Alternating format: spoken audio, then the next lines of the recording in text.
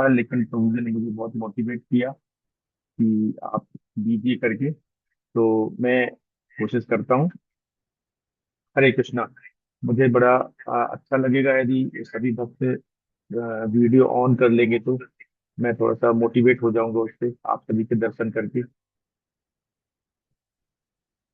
आज हम सब भक्त यहाँ पर पवित्र श्रीमद् भागवतम के उद्धव गीता में वर्णित अध्याय 28, जिसको हम ज्ञान योग बोलते हैं, एवं अध्याय 29 भक्ति योग के दिव्य विषयों का श्रवण एवं चिंतन करने के लिए एकत्रित हुए।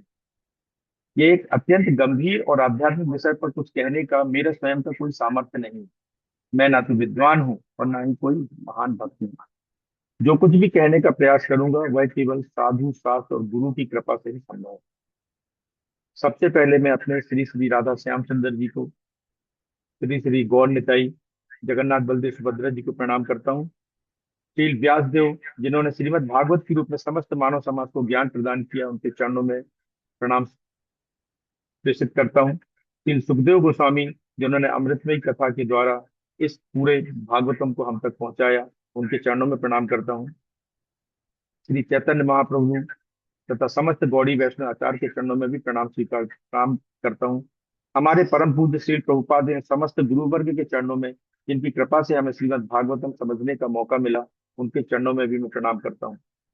अपने परम पूज्य गोपाल कृष्ण गोस्वामी गुरु महाराज के चरणों में भी बारंबार प्रणाम करता हूँ और उनसे प्रार्थना करता हूँ कि वे मेरे हृदय में बैठकर मुझे ऐसे वचन बोलने की प्रेरणा दें जिससे कि भगवान और वैष्णव प्रसन्न हो सके। यहाँ पर उपस्थित हिज ग्रेस हरिगोपनाथ प्रभु जी, हर ग्रेस रत्नामयी माता जी, सभी वरिष्ठ वैष्णवों माता जी एवं प्रभु जियों से मैं विनम्र निवेदन करते हूँ कि कृपया मुझ पर अपनी कृपा दृष्टि रखें। यदि मेरे द्वारा किसी शास्त्रीय तथ्य सिद्धांत प्रस्तुत करने में किसी प्रकार की कोई त्रुटि हो जाए, तो कृपया मेरी अज्ञानता समझकर उसे क्षमा करें एवं उसे सुधारने का पूरा प्रयत्न करें। मैं आप सभी के चरणों की धूलि का पात्र भी नहीं हूँ, फिर भी मैं वैष्णव की करुणा जो है वो अकारण होती है। वैष्णव की करुणा करुणा का कोई कारण नहीं होता है। कृपया मुझे आशीर्वाद दें कि मैं गुरु, साधु और शास्त्र के वचनों को यथावत प्रस्तुत कर सकूं।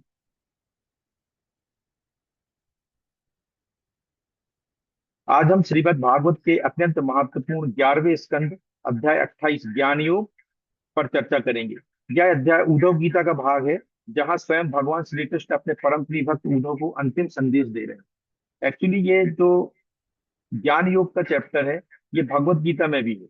और इस श्रीमद् भागवतम के 11वें स्कंद के 28वें अध्याय में जो ज्ञान योग है, इसमें लगभग 42 श्लोक है। तो 42 श्लोकों को हम इतने कम समय में पूर्ण रूप से तो नहीं चर्चा कर सकते, लेकिन हम इसको अलग अलग बिंदुओं के तहत चर्चा करेंगे।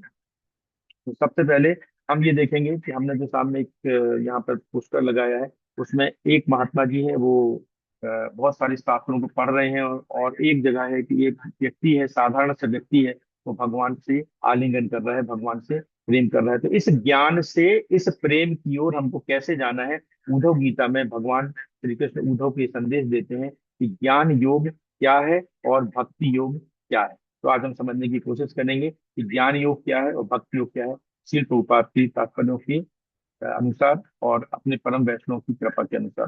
तो सबसे पहले हम इसको अलग अलग बिंदुओं में समझने की कोशिश करेंगे। जो 42 श्लोक हैं, 42 श्लोक हैं ज्ञान योग में, उसमें पहला हम बिंदु रखेंगे नंबर 1 कि ज्ञान योग की आवश्यकता हमको पड़ी क्यों। तो वास्तव में ज्ञान योग की आवश्यकता हमें क्यों पड़ी, ज्ञान योग है क्या, एक्चुअली में नॉलेज, वास्तविक ज्ञान है क्या। तो हम सभी इस संसार में एक मूल भ्रम के साथ जी रहे हैं कि मैं यह शरीर हूँ। जब कोई हमारी प्रशंसा करता है हम खुश हो जाते हैं, जब कोई हमारी आलोचना करता है हम दुखी हो जाते हैं, कोई हमें कुछ कह गया हम टेंशन में बैठ गए, सिर झुका के बैठ गए। ऐसा ऐसा क्यों हो रहा है? ऐसा इसलिए हो रहा है क्योंकि हमने स्वयं को शरीर और हमने अपने स्वयं को, जो मैं हूँ, उसको अपने शरीर और मन के साथ जोड़ लिया है।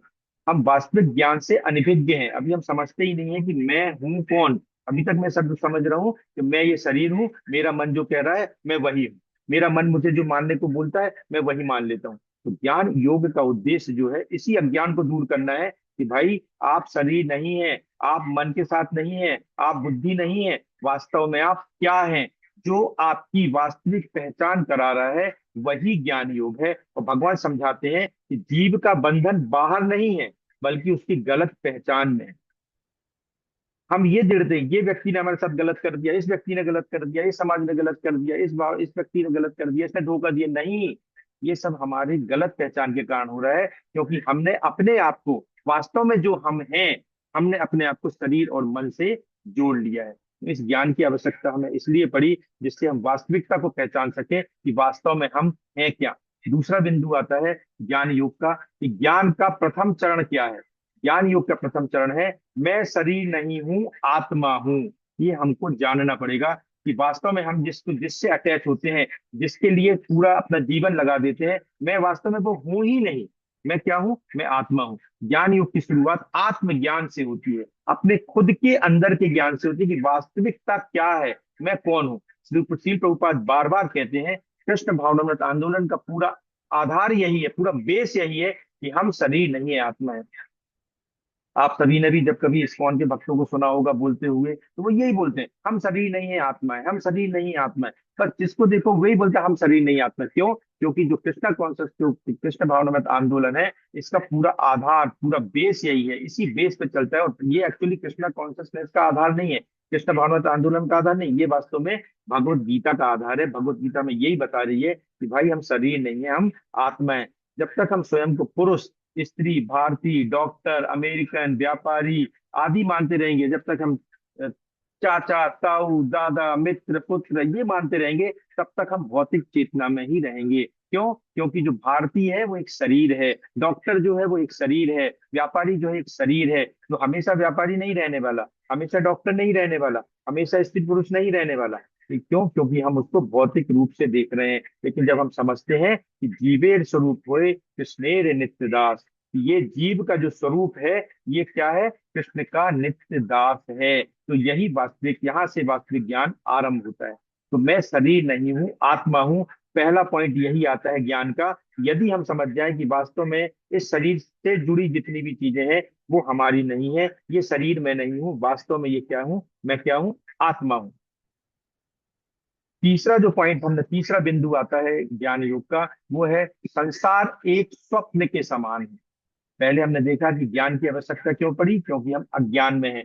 दूसरा हमारा क्या है कि ज्ञान का प्रथम चरण क्या है, कि मैं शरीर नहीं हूँ, आत्मा हूँ। इसमें प्रभुपाद 11वें स्कंद के 28वें अध्याय के पहले श्लोक के परपट में बताते हैं कि वास्तव में जगत क्या है, भगवान के हाथ में मिट्टी के लौंदे के जैसा है। जैसे मिट्टी तो वास्तविक होती है, लेकिन कभी कभी हम मिट्टी से शेर बना देते हैं, कभी हाथी बना देते हैं, कभी बिल्ली बना देते हैं, कभी कुत्ता बना देते हैं।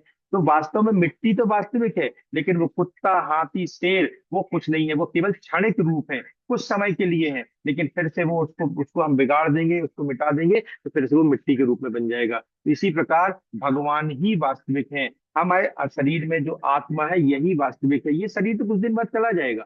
जो हमारे चाचा हैं, जो हमारे समाज के मित्र हैं, जो हमारे स्वजन हैं, ये तो कुछ दिन बाद चले जाएंगे। ये वास्तविकता नहीं है। वास्तविकता क्या है? वास्तविकता है कि हम शरीर नहीं है, हम आत्मा है। तीसरा पॉइंट आता है कि ये संसार जो है ये स्वप्न के समान है। इस अध्याय में भगवान एक अत्यंत सुंदर सिद्धांत बताते हैं। इस प्रकार स्वप्न में दिखाई जाने वाली वस्तुएं जो है, जागने पर असत्य सिद्ध हो जाती हैं, असत्य सिद्ध हो जाती हैं। उसी प्रकार ये भौतिक जगत भी स्थायी है। अभी हम एक स्वप्न में चल रहे हैं, अभी हम वास्तविकता में जीवन नहीं जी रहे हैं, हम एक स्वप्न में चल रहे हैं। यहाँ जितनी भी चीज है, ये स्वप्न थोड़ा लंबा है। हम जब सोते हैं तो वो स्वप्न क्षणिक होता है, 1 घंटे 2 घंटे का होता है। सुबह उठते हैं तो बोले अरे मैंने सपने में ये देखा, मैं सपने में स्वर्ग में था, मैं सपने में बड़ी गाड़ी में था, मैं हवाई जहाज में बैठा था, ये सब। लेकिन जब उठते हैं तो वो स्वप्न खत्म हो जाता है, वास्तविकता नहीं रहती। हम कहाँ होते हैं? अपने पलंग पर होते हैं। इसी प्रकार ये एक बहुत बड़ा स्वप्न चल रहा है हमारे जीवन का, कि हम अभी इस जीवन के साथ साथ चल रहे हैं। तो ये जितने जो भी हम जीवन के साथ चल रहे हैं, ये भी भौतिक जीवन में चल रहे हैं, ये अस्थाई है। हमारा धन, हमारी पद, हमारी प्रतिष्ठा, हमारा शरीर, हमारा संबंध, ये सब परिवर्तनशील है। आज धन है, कल नहीं होगा, पद है, नहीं होगा, प्रतिष्ठा है, नहीं होगी, शरीर है, नहीं होगा। ये वास्तव में ये हमारे भौतिक शरीर से संबंधित चीजें हैं जो शाश्वत नहीं है। इसका अर्थ यह नहीं है कि संसार मिथ्या है। ऐसा नहीं है कि धन, पद, प्रतिष्ठा, शरीर संबंध की जरूरत नहीं है, परिवर्तनशील है, लेकिन ये मिथ्या नहीं है। ये झूठा नहीं है, बल्कि ये अस्थाई है। तो गौड़ीय वैष्णव दर्शन क्या कहता है कि जगत मिथ्या नहीं है, किंतु अस्थाई है, और इसे भगवान की सेवा में ही लगाना चाहिए। ये भगवान की शक्ति है। इसलिए इस जगत का त्याग नहीं करना है, बल्कि कृष्ण की सेवा में उपयोग करना है। कभी कभी ये बहुत आमतौर पर कहते कि सुना जाता है कि छोड़ो घर बार चलो हरिद्वार, अरे दुनिया में क्या रखा है, सब कुछ छोड़ दो। अरे भैया, हरिद्वार जाके भी क्या करोगे?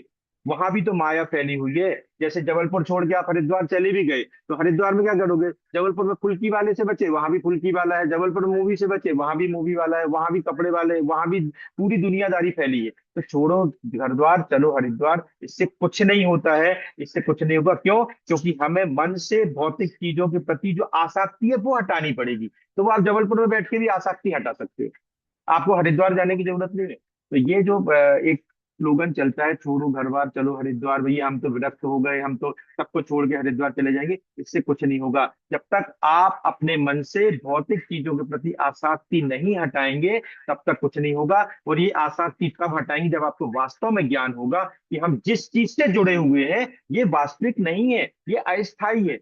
वास्तविक क्या है? हमारी आत्मा है। इसी प्रकार भगवत गीता के 18वें अध्याय के 46वें श्लोक में बताया जाता है कि आपके जो वृत्ति पारक कर्म है, जो आपकी ड्यूटीज हैं, उसके साथ में मिलकर आप भगवान को जोड़ दीजिए। अपनी ड्यूटीज को करते रहिए और भगवान को याद करिए। भगवान के साथ अपनी ड्यूटीज को जोड़ दीजिए, तो आप पूर्णता को प्राप्त करेंगे, मतलब आपको भगवत प्रेम मिल जाएगा। कई बार ये भी कहते सुना है कि अरे अब मेरे को, मैं तो थक गया हूँ परिवार से, अब तो मैं भक्ति करूंगा, अब मैं मंदिर ज्वाइन कर लूंगा, अब मैं वृंदावन चला जाऊंगा। अच्छा है भैया, आपकी चेतना बहुत अच्छी है, आप जा सकते हो, बहुत अच्छा है। लेकिन क्या आप वृंदावन जाके भी भौतिक चीजों से अनासक्त होंगे? क्या वृंदावन जाके भी आप तपस्या के मूड में होंगे? क्या वृंदावन जाके भी आप स्वेच्छा से भौतिक चीजों को छोड़ सकेंगे? यदि छोड़ सकेंगे तो जबलपुर भी आप वृंदावन बना सकते हो, अपना घर ही आप वृंदावन बना सकते हो। आपको कुछ भी छोड़ने की जरूरत नहीं है। तो 1846 में, भगवत गीता 1846 में क्या बोलते हैं कि आप अपना वृत्ति पारक कर्म, आपके जो कर्तव्य है उसका पालन कीजिए, साथ में उसको कृष्णा को जोड़ लीजिए, तो आप डिटैच हो जाएंगे और आप भगवान का प्रेम प्राप्त कर सकते हैं। इसी प्रकार भगवत गीता के भागवतम के पहले स्कंद के दूसरे अध्याय के 8वें श्लोक में बोलते हैं कि आपका पद और आपकी वृत्ति यदि भगवान के नाम के प्रति आपकी आसक्ति ना बढ़ा सके, मतलब यदि आप डॉक्टर हैं, आप कलेक्टर हैं, आप इंजीनियर हैं, आप बिजनेसमैन हैं, यदि आपका ये पद भगवान के प्रति अनुरक्ति नहीं बढ़ा रहा है, भगवान के प्रति आपका स्नेह और आपका प्रेम नहीं बढ़ा रहा है, अटैचमेंट नहीं बढ़ा रहा है, आपकी वृत्ति मतलब आपकी टेंडेंसी, आपके कार्य करने का तरीका यदि भगवान के प्रति आपका स्नेह नहीं बढ़ा रहा है, तो ये क्या है? श्रम एव ही केवलम है। केवल आप गधा वृत्ति में लगे हो। जैसे गधा छोटे से घास के टुकड़ों के लिए, छोटी सी गाजर के लिए काफी मेहनत करता है, इसी प्रकार आप भी मेहनत कर रहे हो। तो वास्तव में ये जो जगत है, ये जो शरीर है, इसका उपयोग हमें भगवान की सेवा में करना है। इसको हमें मिथ्या नहीं कहना है, अस्थाई है, इसका पूर्ण उपयोग करना है। हमें इस भौतिक जगत में जन्म मिला है हमारे प्रारब्ध के अनुसार, तो हमें इस जगत का उपयोग भगवान की सेवा में करना है। यही बताना ज्ञान का उद्देश्य है। चौथा पॉइंट आता है कि मन ही बंधन और मुक्ति का कारण है। इस मन को ही कंट्रोल करना पड़ेगा। मन ही हमारे बंधन और मुक्ति का कारण है। अब मन बंधन और मुक्ति का कारण कैसा है? इस अध्याय में मन की भूमिका पर भगवान विशेष बल देते हैं कि जो मन है, यदि वो विषयों में लगता है तो बंधन होता है, और मन यदि कृष्ण में लगता है तो मुक्ति को प्राप्त होता है। मन को आप कंट्रोल तो कर ही नहीं सकते। अर्जुन ने पूछा भगवत गीता में कि भगवान, इस मन को कंट्रोल करना तो वायु को कंट्रोल करने से भी कठिन है। तो भगवान ने बोला कि इसको कंट्रोल करने की जरूरत ही क्या है? इसको एंगेज करने की जरूरत है। तो अर्जुन ने पूछा कैसे एंगेज करेंगे भगवान, बड़ा समस्या लग रही है मुझे। तो भगवान ने बोला कि इसे प्रैक्टिस से और डिटैचमेंट से, विरक्ति से और अभ्यास से आप इसको कंट्रोल कर सकते हो, इसको अपने बस में कर सकते हो। तो मन यदि हमारा विषयों में लग जाता है तो बंधन का कारण होता है। विषय क्या होते हैं? रूप है, शब्द है, गंध है, रस है, स्पर्श है। बाई चांस हमारी आंखें हैं, हमारी आंखें किसी चीज को देख रही हैं, इस चीज को देख रही, तो उससे हमारा अटैचमेंट हो जाता है। भगवत गीता में एक बहुत अच्छा श्लोक आता है, अध्याय 2 का 62वां श्लोक। ध्यायते विषयान पुंसा संगस्ते सूप जायते संगस्ते संजायते कामा कामा क्रोधा भी जायते। कि हम जब किसी, हमारा जो इंद्रियां हैं किसी विषय का चिंतन करती हैं, तो उससे हमारी आसक्ति हो जाती है। आसक्ति होने से काम डेवलप होता है। जब काम संतुष्ट नहीं होता है तो क्रोध डेवलप होता है। क्रोध के कारण हमारा मोह डेवलप होता है, और मोह से हमारी स्मृति विभ्रम हो जाता है, हमारा ज्ञान नष्ट हो जाता है और हम भावकूप में गिर जाते हैं। तो ये श्लोक है कि ध्यायतो विषयान पुंसा संगस्ते सुपजायते, संगस्ते संजायते कामा, कामा क्रोधा विजायते, फिर क्रोधा भवति सम्मोहा, सम्मोहात स्मृति विभ्रमा, स्मृति भ्रांसात बुद्धि नाशो, बुद्धि नाशात प्रणश्यति। जैसे कि हम मार्केट में जाते हैं और हमारी आंखों ने बाय चांस क्या देखा, आंखों ने देखा कि यहाँ पर एक बहुत अच्छा मोबाइल बिक रहा है। अब तो वो आंखों में हो गया, मोबाइल दिखा, हमारी दिमाग में, हमारी आंखों ने देखा, चिंतन किया, चिंतन करने से हमारी उसकी आसक्ति उत्पन्न हो गई, अब हमको मोबाइल चाहिए ही चाहिए। अब मोबाइल चाहिए तो हम घर में जाके विचार करने लगते, मोबाइल का उपयोग कैसे करेंगे, इसमें क्या क्या देखेंगे, कैसे क्या इतने फंक्शन होंगे, वाह यार बड़ा मजा आ जाएगा। हम उसमें कामित हो गए, हमें अब उससे कामना हो गई, कामना। अब वो मोबाइल यदि नहीं आएगा तो अब क्रोध उत्पन्न हो जाएगा, क्रोध उत्पन्न होगा तो अब मोह उत्पन्न हो जाएगी, अब कैसे चाहिए ही चाहिए। अब चाहे वो चोरी करना पड़े, चाहे लड़ाई करना पड़े, चाहे कुछ भी करना पड़े, हमारी व्यवस्था बने ना बने, हमें मोबाइल चाहिए ही चाहिए। अब हम जब मोहित हो जाएंगे तो हमारी स्मृति का विभ्रम हो जाएगा और हम चोरी करेंगे, कहीं से भी पैसे लाएंगे। हमारे पास एक मोबाइल है लेकिन दूसरे मोबाइल से आसक्ति का हम पैसे लाके और उस मोबाइल खरीदेंगे और हम फिर भवकूप में गिर जाएंगे। जरूरत नहीं थी फिर भी, क्यों? छोटा सा चिंतन सिर्फ। तो इसी प्रकार यदि हमारा मन विषयों में फंसा रहेगा तो बंधन का कारण बनेगा, हमें भवकूप में गिराएगा ही गिराएगा। लेकिन अब हम ना गिरे, ना बंधे, इसके लिए क्या करना चाहिए कि हमें मन को कृष्ण में लगाना चाहिए। कृष्ण में यदि हम अपने मन को लगा देंगे तो हमें कृष्ण प्रेम मिलेगा, मुक्ति मिलेगी और आनंद मिलेगा। आज अधिकांश समस्याएं जो है बाहर नहीं है, मन के भीतर है। वास्तव में हमें लगता है ना कि हम ईर्ष्या कर रहे हैं, क्रोध कर रहे हैं, लोभ कर रहे हैं, अहंकार कर रहे हैं, ये सब मन की अवस्थाएं हैं। हमें लगता है कि हम किसी पर क्रोध कर रहे हैं, भाई आपके हाथ में है, मत करो क्रोध, आपके हाथ में है, मत करो ईर्ष्या, सब आपके हाथ की चीजें हैं। हमें लगता है, लेकिन ये समस्या कहाँ है? हमारे मन में है। कोई हमसे ईर्ष्या कर रहा है, हमें लग रहा है वो हमसे ईर्ष्या कर रहा है, भाई हम सोच रहे हैं इसलिए हमें लग रहा है कि वो ईर्ष्या कर रहा है, तो हम सोच रहे हैं इसलिए लग रहा है क्रोध कर रहा है। हो सकता है वो क्रोध कर रहा हो, हम रिस्पॉन्ड ना करें, हम अपने मन को समझा लें कि मेरे प्रारब्ध का ही है, मुझे उससे दो गाली खानी थी, खा ले, चुपचाप हो जाए, हम एक नया कर्म ना बनाए, वो नया क्रियामान कर्म ना बनाए, हम अहंकार ना करें। तो ये सब मन की अवस्थाएं हैं, और केवल इसलिए, केवल परिस्थितियां बदलने से शांति नहीं मिलेगी, किसी कीमत पे नहीं मिलेगी। मान लो दो बच्चे कहीं लड़ रहे हैं या हमारी कहीं लड़ाई हो गई है तो हम वहां से भाग जाएं, इससे शांति नहीं मिलेगी। हमको अपने मन को बदलना पड़ेगा, हम अपने मन को बदले कि वास्तव में ये हमारे प्रारब्ध का है, हमें सुन लेना चाहिए, हमें नया कर्म नहीं बनाना चाहिए, नहीं तो हमें नए फिर से किसी न किसी बंधन में बंधना पड़ेगा। तो ये जो मन है, ये किससे, किसके कारण दूषित हो रहा है? ये मन चारों तरफ से घिरा हुआ है, काम क्रोध लोभ मोह मद मत्सर, मतलब षट रिपुओं से घिरा हुआ है। बीच में मन है, लेकिन चारों तरफ काम भी घूम रहा है, क्रोध भी घूम रहा है, लोभ भी घूम रहा है, ईर्ष्या घूम रही है। तो इन सभी बेड़ों को हमें तोड़ के मन को सुधारना पड़ेगा। ये छह दोष जो है इनको षट रिपु बोलते हैं। छह दोष, काम क्रोध लोभ मोह मद मत्सर, ये परमात्मा की प्राप्ति में, भगवत प्राप्ति में बहुत बड़ी बाधा है, बहुत बड़ी बाधा है। तो भगवान अध्याय 6 के 6वें श्लोक में बोलते हैं कि मन हमारा मित्र भी है और शत्रु भी है। यदि हम मन को सुधार लेते हैं, मन को समझा लेते हैं, और यदि मन को हम मित्र बना लेते हैं, मन को जीत लेते हैं, तो परमात्मा की प्राप्ति बहुत ही आसान है। हमने, जिसने मन को जीत लिया उसने परमात्मा को प्राप्त कर लिया। आपको कोई तपस्या करने की जरूरत नहीं, सिर्फ इतनी तपस्या बहुत है कि आप अपने काम को रोक लें, क्रोध को रोक लें, मोह को रोक लें, लोभ को रोक लें, बस ये तपस्या आपकी बहुत है। भगवत गीता के 6.6 में भगवान बोलते हैं कि जिसने मन को जीत लिया उसने परमात्मा को प्राप्त कर लिया। तो केवल परिस्थितियां बदलने से शांति नहीं मिलेगी, मन को बदलना पड़ेगा। कैसे? हम ये सोचते हैं कि यार मन तो मेरे अनुसार चलता है, ना बाबा, मन हमारे अनुसार नहीं चलता, हम मन के अनुसार चलते हैं। उदाहरण कैसे देते हैं हमारे आचार्य, जैसे एक पति है, पति घर में है, पति को लगता है मैं तो बहुत स्वतंत्र हूँ, मेरे ऊपर किसी का कोई रौब नहीं चलता, मैं ही सबसे बड़ा हूँ घर में, मेरी बात मानी जाती है। नहीं भैया, पति भैया आप समझ लो, आपका, आपकी कोई 5 पैसा बात नहीं मानी जाती है। कैसे? आप पत्नी जैसा बोलती है आप वैसा करते हो, बच्चे जैसा बोलते हैं आप वैसा करते हो, मकान मालिक जैसा बोलता है आप वैसा करते हो। आप घर में स्वतंत्र हो कहाँ? कहीं स्वतंत्र नहीं हो, आप परतंत्र हो। इसी प्रकार से हमारा मन जो है वो इन शत्रुओं से परतंत्र है। हमें लगता है कि हम स्वतंत्र हैं, लेकिन वास्तव में हमारा मन जो है परतंत्र है। जैसे कि पति परतंत्र रहते हुए भी स्वयं को स्वतंत्र सोचता है। अगला पॉइंट आता है इसमें, 5वां पॉइंट, कि मन को कैसे जीता जाए, मन को जीतने का तरीका क्या है। तो यदि हम ज्ञान योगी से बात करेंगे, जिसको पूरे शास्त्रों का ज्ञान है, तो वो बोलेगा भाई बुद्धि लगाओ, दिमाग लगाओ, मन को जीतो। लेकिन यदि हम भक्ति योगी से बात करेंगे तो एक बहुत अच्छा उत्तर आएगा कि भैया कृष्ण का स्मरण करो, कृष्ण का नाम लो, कृष्ण का नाम का जप करो, तो हम मन को जीत सकते हैं। वास्तव में श्रील प्रभुपाद समझाते हैं कि कलयुग में केवल मानसिक नियंत्रण पर्याप्त नहीं है कि हमने योगा कर लिया, मेडिटेशन कर लिया, नहीं हम बहुत बढ़िया नहीं। मानसिक नियंत्रण जरूरी है, आपको मानसिक नियंत्रण करना है, योगा करना, मेडिटेशन करना सब जरूरी है। लेकिन वास्तव में ये मानसिक नियंत्रण केवल पर्याप्त नहीं है।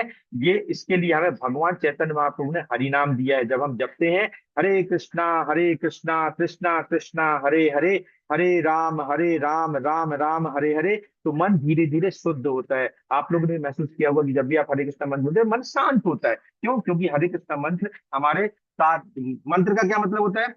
मना तारती इति मंत्र, जो मन को तार दे वो मंत्र है। तो हरे कृष्ण मंत्र हमारे मन में चेतो दर्पण मार्जनम करता है कि हमारे मन के अंदर जो कलमश है, जो काम क्रोध लोभ मोह मद मत्सर है, इसको धीरे धीरे साफ करता है। जैसे कहा जाता है कि योगा और मेडिटेशन करो सब कुछ सही हो जाएगा। बिल्कुल सही हो जाएगा, आप फिजिकली रूप से सही हो जाएंगे, हो सकता है थोड़ा बहुत मानसिक रूप से भी सही हो जाए। लेकिन भगवान भगवत गीता के 30 अध्याय के 6वें श्लोक में क्या बोलते हैं कि जिन्होंने कर्म इंद्रियों को तो बस में कर रखा है, लेकिन जिनका मन इंद्रिय विषयों में लगता है वो मिथ्याचारी प्रिटेंडर कहलाते हैं, पाखंडी कहलाते हैं। तो आज हमारी स्थिति तो वैसे ही है, मैं अपने बारे में बात कर रहा हूँ कि हमारा तो मन हमने हमने अपने इंद्रियों को रखा है कि भाई हम ये नहीं खाएंगे, ये नहीं देखेंगे, ऐसा नहीं पहनेंगे, ऐसा नहीं करेंगे, सब हमने कंट्रोल रखा, लेकिन अंदर मन जो है विषयों में फंसा हुआ है। तो हम तो पाखंडी है। हम अपने बारे में बात कर रहे हैं, हम तो पाखंडी है। तो भगवान भगवत गीता में जो 30वें अध्याय के 6वां श्लोक बोलते हैं कि आपने यदि कर्म इंद्रियों को बस में कर रखा है, लेकिन आपका मन यदि इंद्रिय विषयों में फंसा हुआ है, तो आपका मन कहाँ कंट्रोल है? आपने तो इंद्रियों को कंट्रोल कर रखा, मन को थोड़ी कंट्रोल कर रखा है।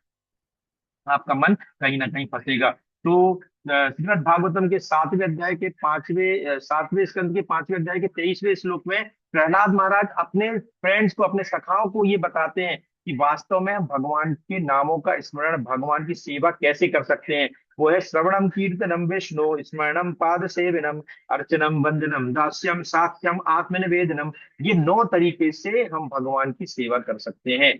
यदि हम भगवान का श्रवण करें, कीर्तन करें, स्मरण करें, पाद सेवन करें, उनको साक्ष्य भाव में करें, आत्मनिवेदन करें, और उनके बारे में अर्चन करें, वंदन करें, उनके दास्य भाव में सेवा करें, तो हमारा मन का जो कलमश है वो धीरे धीरे कम होगा। तो चैतन्य महाप्रभु ने प्रोसेस दिया है कि हम यदि हरिनाम करें तो धीरे धीरे हमारे मन का कलमश खत्म हो जाएगा।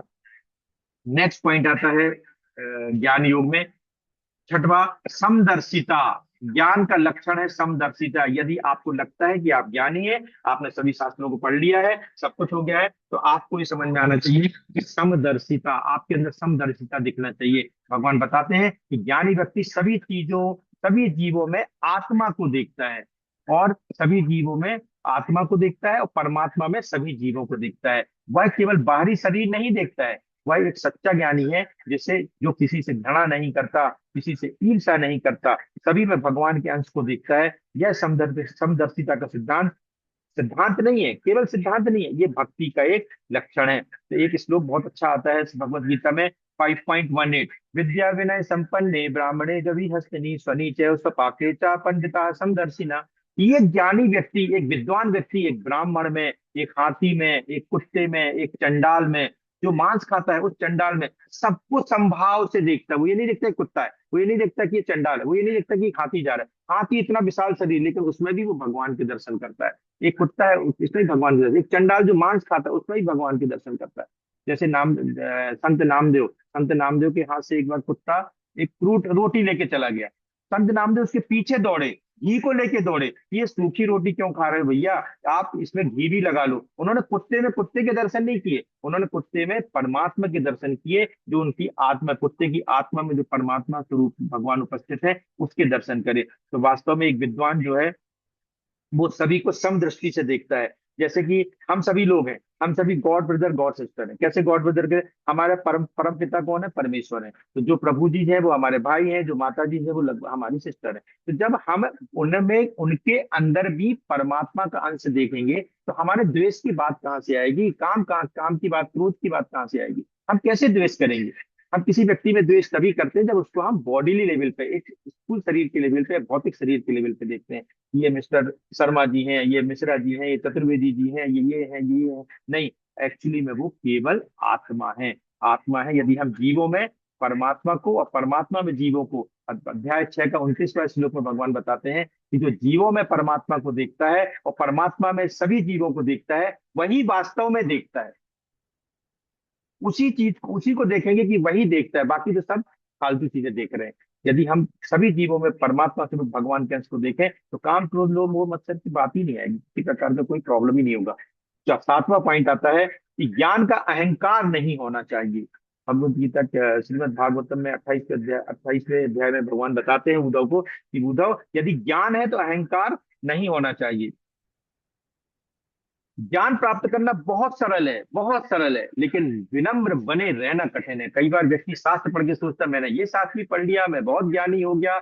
लेकिन चैतन्य महाप्रभु ने क्या सिखाया है? प्रणादपि सुनी चेना करोड़पि सहिष्णुना अमानीना मान देना कीर्तनया सदा हरि। यदि आपको वास्तव में ज्ञान है तो आप कण के समान सॉफ्ट रहेंगे, एक बड़े पेड़ के समान सहनशील होंगे, हमेशा कीर्तन करेंगे, सभी को मान देंगे, अपने मान सम्मान की कोई आशा नहीं करेंगे। यदि ज्ञान से विनम्रता नहीं आती है तो वह पूर्ण ज्ञान नहीं है, वह शुष्क ज्ञान है। वास्तविक ज्ञान जो है वो व्यक्ति को विनम्र बनाता है। यदि आप हमारे ग्रुप में भी बहुत सारे भक्त ऐसे हैं, प्रभु जी लोग ऐसे हैं जो आप देखेंगे बहुत ही विनम्र हैं, ज्यादा किसी से बात नहीं करते, कुछ नहीं करते हैं। तो उनका बात ना करने का मतलब ये है कि वो भगवान के अलावा दूसरी कोई बात करना नहीं चाहते हैं, वो हमेशा भगवत चर्चा में रहना चाहते हैं। तो इतने सॉफ्ट है वो, उनके उनके पास कोई ज्यादा टॉपिक ही नहीं है बात करने का। आप भगवान की बात करो फिर देखो वो शांति नहीं रहते। तो वास्तव में ज्ञान यदि आपको है तो आप में विनम्रता आ ही जाती है।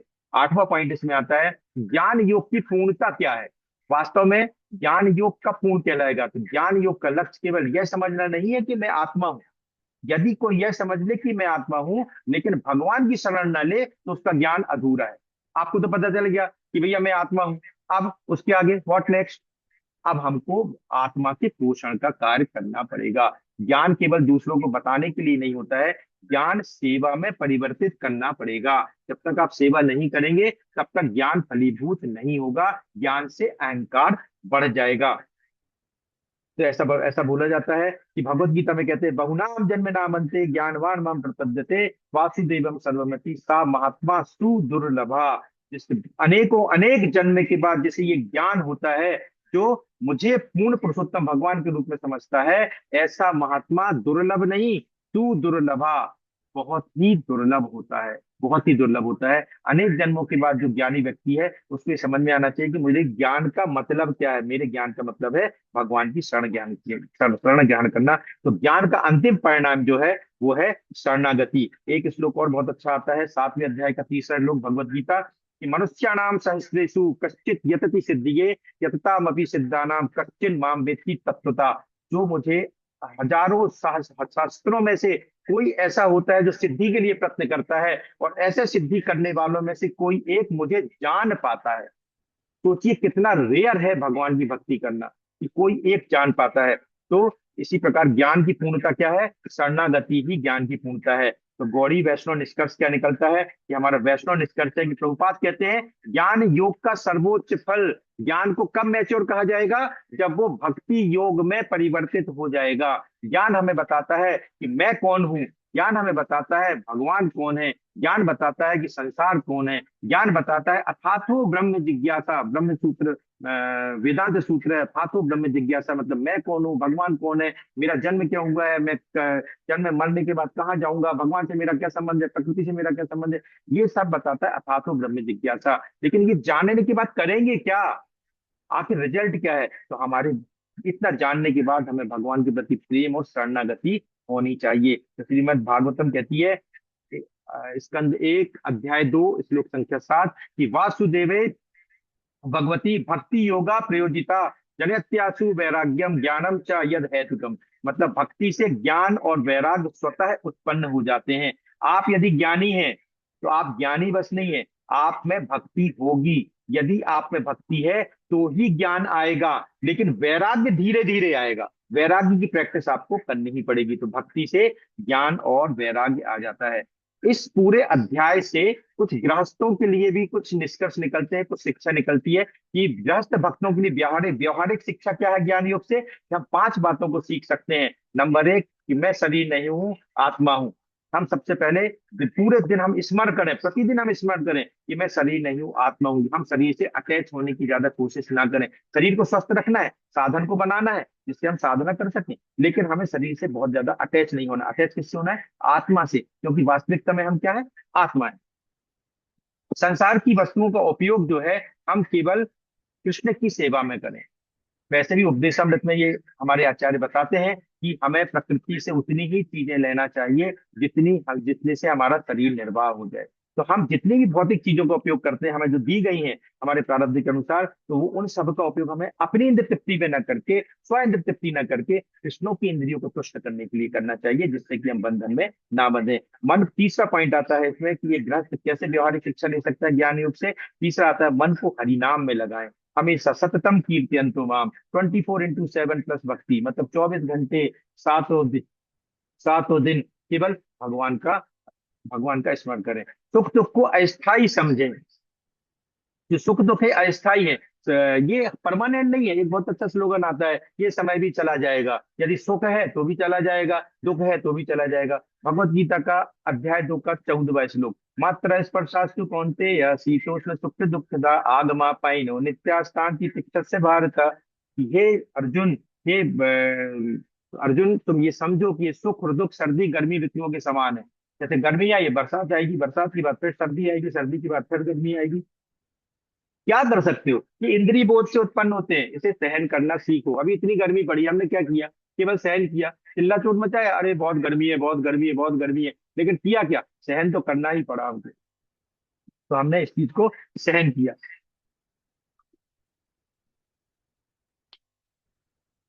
सॉरी प्रभु। चौथा पॉइंट, हम एक गृहस्थ क्या सीख सकते हैं? ज्ञान को भक्ति में परिवर्तित करें। वास्तव में जो ज्ञान मिला है, इससे हम भक्ति कैसे कर सकते हैं? जैसे हम क्या सुनते हैं? अध्याय 9 का 26वां श्लोक, पत्रम पुष्पम फलम तो यम यो में भक्तिया प्रयच्छति। ये ज्ञान है कि भगवान को भक्ति और प्रेम के साथ जो पत्र पुष्प फल और जल अर्पण करता है, भगवान उसे लेते हैं। ये ज्ञान है, हमने हजारों बार पढ़ लिया। भैया आप करें क्या? दो तो, भगवान को पानी तो दो, भगवान को तुलसी पत्र तो दो, भगवान को फल तो भोग लगाओ। ये भक्ति है। जब हम ज्ञान में को सेवा से जोड़ देते हैं तो भक्ति में फलीभूत हो जाता है। इसी प्रकार ज्ञान को यदि कृष्ण सेवा से जोड़ेंगे तो भक्ति हो जाएगी।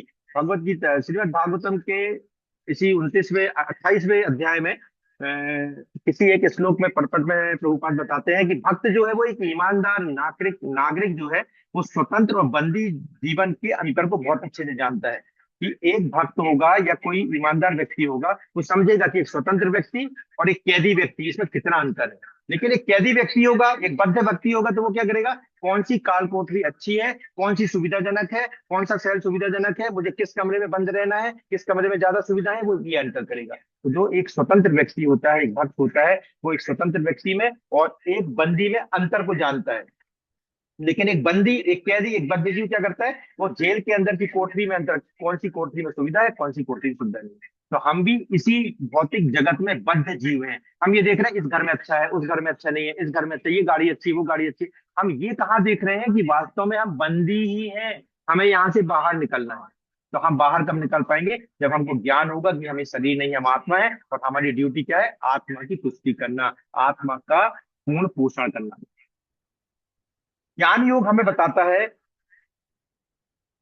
निष्कर्ष क्या निकलता है? आज का ये निष्कर्ष निकलता है, सारांश है कि आज के अध्याय का सार केवल इतना है कि एक वाक्य में यदि कहा जाए कि ज्ञान योग हमें आत्मा तक ले जाता है, सिर्फ हमें आत्मा का नॉलेज कराएगा, और लेकिन भक्ति योग हमें भगवान तक पहुंचाता है।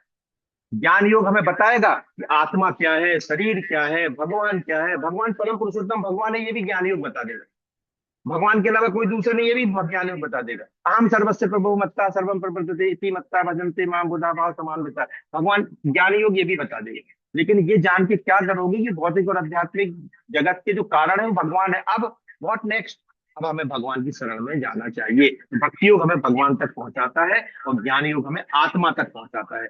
भक्ति योग तक पहुंचने के लिए ज्ञान योग एक बहुत अच्छी सीढ़ी का काम करता है। जब यूं समझ लेता है कि मैं कृष्ण का नित्य सेवक हूँ और प्रेम पूर्वक उनकी सेवा में लग जाता है, तब ज्ञान योग की पूर्णता होती है। आप हजारों हजारों शास्त्र पढ़ लीजिए, पूरा रट लीजिए, भागवतम रट लीजिए, सब कर लीजिए, लेकिन यदि आप भगवान के प्रति शरणागति नहीं आई, यदि भगवान के प्रति सेवा में आप नहीं लगे, तो आपका ज्ञान निरूखा ज्ञान है, आपको अहंकार आ जाएगा। आइए हम सभी भगवान कृष्ण से प्रार्थना करें कि वे हमें ऐसा ज्ञान दे जो अहंकार नहीं, केवल भक्ति और शरणागति को जन्म दे।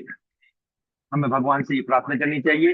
तो एक बार हमारे कृष्ण मंत्र के द्वारा भगवान से प्रार्थना करें कि भगवान, आज के समय में हमें जितना भी ज्ञान आया है, ये वास्तव में आपकी ही कृपा से है, और इससे मुझे अहंकार ना आए, कृपया मुझे सेवा में लगाएं। सभी मेरे साथ एक बार दोहराएंगे, Hare Krishna Krishna Krishna Hare Hare, Hare Ram Ram Ram Hare Hare. Thank you so much. अब आता है स्कंद 11 का 29वां अध्याय। हरे कृष्णा प्रभु जी, कर सकते हैं प्रभु जी आगे थोड़ा सा? Yes, Pauji, continue. Shrimad Bhagavatam स्कंद 11 अध्याय 29। इस अध्याय में भी भक्ति योग बताया गया है। भगवान कृष्ण उद्धव को बता रहे हैं कि उद्धव, तुम्हें ज्ञान तो बहुत हो गया है, तुम ज्ञानी तो बहुत हो, समझदार भी लग रहे हो, लेकिन अब करोगे क्या इस समझदारी का? इस समझदारी का मुझ में, मेरे शरणागत होकर मेरे लिए प्रयास करो, मेरी प्रसन्नता के लिए कार्य करो, भगवान ये बता रहे हैं। तो स्कंद 11 में अध्याय 29 भक्ति योग, इसमें लगभग 45 श्लोक है। इसको भी हम पॉइंट वाइज ही करेंगे, एक एक श्लोक करना तो इतने कम समय मुश्किल है। तो भक्ति योग में श्रील प्रभुपाद के अनुसार अध्याय 29 जो है वो अंतिम अध्याय है। श्री कृष्ण उद्धव को अपना अंतिम उपदेश दे रहे हैं। इस अध्याय के बाद भगवान प्रयाण कर जाएंगे इस धराधाम से। तो भगवान को मालूम है कि यदि हम उद्धव को ये ज्ञान दे जाएंगे, तो ये ज्ञान के द्वारा उद्धव हमारी चेतना में रहेगा, हमारी सेवा हमेशा करते रहेंगे। तो अध्याय 28 जो वो ज्ञान योग है, ज्ञान योग का मतलब क्या होता है? जीव अज्ञान से कैसे मुक्त हो। अज्ञान क्या है? अपने आप को शरीर समझना अज्ञान है। अभी तक हमने समझ लिया कि मैं शरीर नहीं हूँ, आत्मा हूँ, अब हम ज्ञानी हो गए, हमें ज्ञान आ गया। आज जिस जिसको मालूम है कि मैं शरीर नहीं हूँ, आत्मा हूँ, आप ज्ञानी हैं। आप बिल्कुल मान लीजिए कि आप बहुत अच्छे ज्ञानी हैं। इतना ही पढ़ना है, पूरे शास्त्रों का सार केवल यही है, मैं शरीर नहीं हूँ, आत्मा हूँ। लेकिन ये रटने से कुछ नहीं होगा। अब अध्याय 29 में भगवान क्या बताते हैं? मुक्ति के बाद जीव का वास्तविक धर्म क्या है। आपको पता हो गया कि आप शरीर नहीं, आत्मा है, आप मुक्त हो गए। अब इसके बाद वास्तविक धर्म क्या है? वो है शुद्ध भक्ति योग। और भक्ति योग का मतलब क्या होता है? भक्ति योग का मतलब होता है समस्त योग, इसमें ज्ञान, तपस्या, वैराग्य, इसकी पराकाष्ठा। आपने जितना पढ़ा है ना, उसका और आगे। आपने जितना वैराग्य है उससे लास्ट, अब वैराग्य का लास्ट। और जितनी आपने तपस्या की है उसका रिजल्ट क्या है, उसका वास्तविक निचोड़ क्या है, वो कहलाता है भक्ति योग। तो भगवान नहीं मिलते। भगवान बताते हैं भगवत गीता के 11वें अध्याय के 48वें और से 53वें श्लोक तक कि भगवान नहीं मिलते, वेदाध्ययन से नहीं मिलते, यज्ञ से नहीं मिलते, दान से नहीं मिलते, तपस्या से नहीं मिलते। यस, वेदाध्ययन से, दान से, यज्ञ, तपस्या से आपके पुण्य बढ़ेंगे, जिससे कि आप भक्ति में आगे बढ़ने के लिए थोड़ी इसमें सहायता मिलेगी। लेकिन वेद वेद का पढ़ने से भगवान नहीं मिलेंगे। भगवान की अनुभूति जरूर हो जाएगी आपको, लेकिन भगवान साक्षात नहीं मिलेंगे। यज्ञ करने से नहीं मिलेंगे, दान से नहीं मिलेंगे, तपस्या से नहीं मिलेंगे। भगवान मिलते हैं अनन्य भक्ति से। और भक्ति का मतलब क्या होता है? कि भक्ति 2.5 अक्षर का छोटा सा शब्द है, इसका मतलब होता है भगवान से प्रेम करना, भगवान की सेवा करना, भगवान के शरणागत हो जाना। भक्त को सभी का फल प्राप्त हो जाता है। अध्याय 8 के 28वें श्लोक में, श्रीमद् भगवत गीता अध्याय 8 28वें श्लोक में भगवान बोलते हैं कि एक भक्त को सभी चीज का फल प्राप्त हो जाता है। वेदाध्ययन का, दान का, तपस्या का, साकाम कर्मों का, दार्शनिक का। आप जितने बड़े फिलोसोफर बनना चाहो, कुछ नहीं होना उससे, उससे कुछ नहीं होना। कहीं ना कहीं तो आपकी प्रगति रुक जाएगी। लेकिन यदि आप भक्त बन गए, तो एक भक्त के अंदर एक फिलोसोफर के गुण भी होते हैं, एक तपस्वी के गुण भी, एक ज्ञानी के गुण भी, एक योगी के गुण भी, हर चीज के गुण होते हैं। तो एक भक्त अपने आप में परिपूर्ण होता है। लेकिन भक्त कैसे बनेंगे? जब हम भगवान से प्रेम करेंगे, जब हम भगवान की सेवा करेंगे, जब हम भगवान की शरणागति में आएंगे। अब हम इसको अलग अलग पॉइंट के हिसाब से समझते हैं। नंबर 1, इस अध्याय में अध्याय का मुख्य संदेश क्या है? अध्याय का मुख्य संदेश है पूर्ण शरणागति। इस अध्याय में भगवान बार बार उद्धव को अपनी शरण ग्रहण करने का उपदेश देते हैं। श्रीमद् भागवत के 11वें स्कंद के 29वें अध्याय के 4वें श्लोक में भगवान बोलते हैं, मर्त्य त्यक्त्वा समस्ता कर्मणा। जब जीव समस्त भौतिक आश्रय को छोड़कर भगवान की शरण ग्रहण करता है, तो वह अमृत का अधिकारी हो जाता है। सभी का मतलब भौतिक चीजों का आश्रय छोड़ के जब वो भगवान की शरण करता है। ध्रुव महाराज ने क्या किया? यही किया। प्रहलाद महाराज ने क्या किया? यही किया। भरत महाराज ने क्या किया? यही किया। नारद मुनि ने क्या किया? यही किया। सबने भौतिक चीजों को छोड़ दिया। आप सोचिए, नारद मुनि की माता जी का स्वर्गवास हो गया, नारद मुनि ने क्या सोचा, अच्छा हुआ मेरी माता जी, ये आपको सुनने में बड़ा ऑड सा लग सकता है, लेकिन नारद मुनि ने क्या सोचा कि अच्छा हुआ मेरी माँ नहीं है, अब मेरी माँ से आसक्ति खत्म हो गई है, अब उतना टाइम और बचेगा तो मैं भगवान की सेवा कर पाऊँ। उन्होंने क्या छोड़ा, भौतिक चीजों को छोड़कर भगवान की शरण में आए। प्रहलाद महाराज ने क्या किया, इतनी विपरीत परिस्थितियां होती हुई, पिताजी विपरीत, समाज विपरीत, गुरु विपरीत, जमाने के सब विपरीत, परिस्थितियां विपरीत, लेकिन उसके बाद भी उन्होंने भगवान की शरणागति, भौतिक चीजों पे ध्यान नहीं दिया, केवल भगवान की कीर्तन और भगवान की सेवा पे ध्यान दिया। तो प्रभुपाद का भावार्थ क्या है, भगवान नहीं चाहते केवल कार्मिक धार्मिक कर्म और ज्ञान और योग, भगवान ये नहीं चाहते, भगवान चाहते हैं कि आप इन सीढ़ियों को चढ़कर मेरे पास आए, कर्म करके, कर्म योग के द्वारा मेरे पास आए, ज्ञान योग के द्वारा मेरे पास आए, ध्यान योग के द्वारा मेरे पास आए, वो सीढ़ियां हैं। लेकिन भगवान ये नहीं चाहते कि यहाँ अटक के रह जाए या फंस के रह जाए, नहीं, भगवान क्या चाहते हैं, भगवान हृदय की शरणागति चाहते हैं। शरणागति, आप सर्वधर्मान परित्यज्य मामेकम शरणम व्रज, केवल मेरे पास आओ, कहीं मत जाओ। भक्ति का प्रारंभ वहीं से होता है जहां जीव कहता है, हे कृष्ण मैं आपका हूँ। प्रभुपाद का एक बहुत अच्छा स्लोगन है, हम लोग क्लास में भी सभी को बताते हैं और प्रभु जी लोग भी हम लोग को बताते हैं कि जिस दिन आपने ये कहना चालू कर दिया कि मैं तो कृष्ण का हूँ और कृष्ण मेरे हैं, बस आपका काम हो गया। पूरे शास्त्रों का निचोड़ यही है, एक निचोड़ है कि मैं शरीर नहीं हूँ, आत्मा हूँ। अब व्हाट नेक्स्ट ये कि मैं आत्मा के पोषण के लिए भगवान की भक्ति करूंगा, और अब मैं तो कृष्ण का हूँ और कृष्ण मेरे। दैट्स इनफ, हो गया, भगवान से प्रेम हो गया। अलग से आपको कोई एफर्ट्स नहीं लगाने। जैसे मैंने बोला, मम्मी है पापा है भगवान है, ये ज्ञान है। अब इसके आगे, मम्मी है पापा है भगवान है, ये क्या है, ज्ञान है। लेकिन मम्मी पापा मेरे हैं, भगवान मेरे हैं, मैं उनकी क्या सेवा कर सकता हूँ, मैं उनकी क्या ज्यादा से ज्यादा सेवा कर सकता हूँ, उनके लिए क्या कर सकता हूँ, ये कहलाता है भक्ति। मम्मी पापा पता होना ये ज्ञान है, और मम्मी पापा की सेवा करना, ये पता होने के बाद ये मेरी माता पिता हैं उनकी सेवा करना, ये पता है कि ये भगवान है उनकी सेवा करना, ये भक्ति है। मम्मी पापा को जानना ज्ञान है, मम्मी पापा की सेवा करना जो है वो भक्ति है। अगला पॉइंट आता है कि भक्ति योग जो है सभी साधनों से श्रेष्ठ है। उद्धव गीता के पूर्व अध्यायों में हमने, भगवान ने उद्धव को बताया सांख्य योग क्या है, ज्ञान योग क्या है, योग क्या है, वैराग्य क्या है, आदि पर बहुत चर्चा की, लेकिन निष्कर्ष क्या बताते हैं, श्रीमद् भागवतम के 11वें स्कंद के 14वें अध्याय के 21वें श्लोक में भगवान उद्धव गीता की प्रसिद्ध श्लोक है, ना साध्याति माम योगो ना सांख्य धर्म उद्धवा, ये उद्धव मुझे योग सांख्य तपस्या वेदाध्ययन उतनी शीघ्र प्राप्त नहीं करा सकते जितनी शुद्ध भक्ति करा सकती है। उन्होंने बताया सब स्टेप है ये। यदि बाय चांस कोई नया भक्त है, कोई पहली पहली बार भक्ति में आ रहा है, तो आप डायरेक्ट उसको भक्ति और भगवान से प्रेम करने का कैसे बताओगे, पहले बताओगे कि भगवान कौन है, आप कौन हो, और ये प्रकृति क्या है, ये काल क्या है, आपस में संबंध क्या है, फिर धीरे धीरे धीरे धीरे धीरे इसको शुभ भक्ति की तरफ लाएंगे।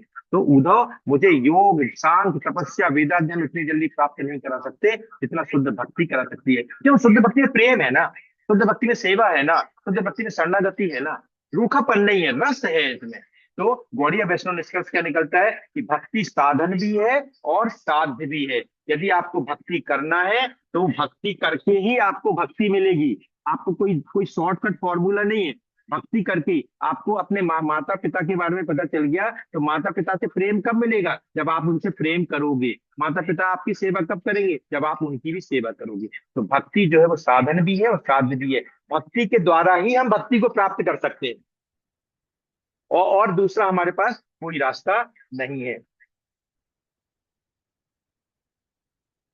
18वें अध्याय के 55वें श्लोक में बताते हैं कि भक्तिया माँ भी जानाती यवान न्यासचामी तत्वता, मुझे शुद्ध भक्ति के द्वारा ही जाना जा सकता है, और ऐसा भक्त जो मुझे जान लेता है वो मेरे धाम में प्रवेश करता है। तो भक्ति मतलब होता है प्रेम, सेवा और शरणागति। और हम इस स्टेप तक कैसे पहुंच जाएंगे, श्री प्रभुपाद हमें बताते हैं ABCD, हमारे आध्यात्मिक जीवन की ABCD, भौतिक जीवन की नहीं, A for apple, B for boy नहीं, A for association of devotees, B for book reading, C for chanting, D for diet, Bhagwat prasad. जब हम ये चीजें साथ में करेंगे तो भक्ति धीरे धीरे हमारे अंदर आएगी। जैसा खाएंगे अन्न वैसा बनेगा मन, जैसा हम भगवान का भोग प्रसाद पाएंगे, जैसा प्रसाद पाएंगे, वैसा हमारी चेतना धीरे धीरे शुद्ध होती जाएगी। अगला चौथा पॉइंट आता है कि भक्त भगवान को कैसे देखता है। अभी तक तो हमने समझ लिया हम शरीर नहीं है, आत्मा है, भक्ति करना चाहिए, भगवान को प्रेम करना चाहिए। लेकिन अब एक भक्त का, एक भगवान एक भगवान को भक्त कैसे देखता है? तो भक्त भगवान को कैसे देखेगा? तो भगवान बताते हैं, उत्तम भक्त कौन है? जो सभी जीवों में भगवान से संबंध को देखता है, सभी जीवों में भगवान के अंदर, किसी जीव के अंदर जो परमात्मा स्वरूप भगवान उपस्थित है, जब उसको देखता है तो वास्तव में भक्त भगवान को देखता है।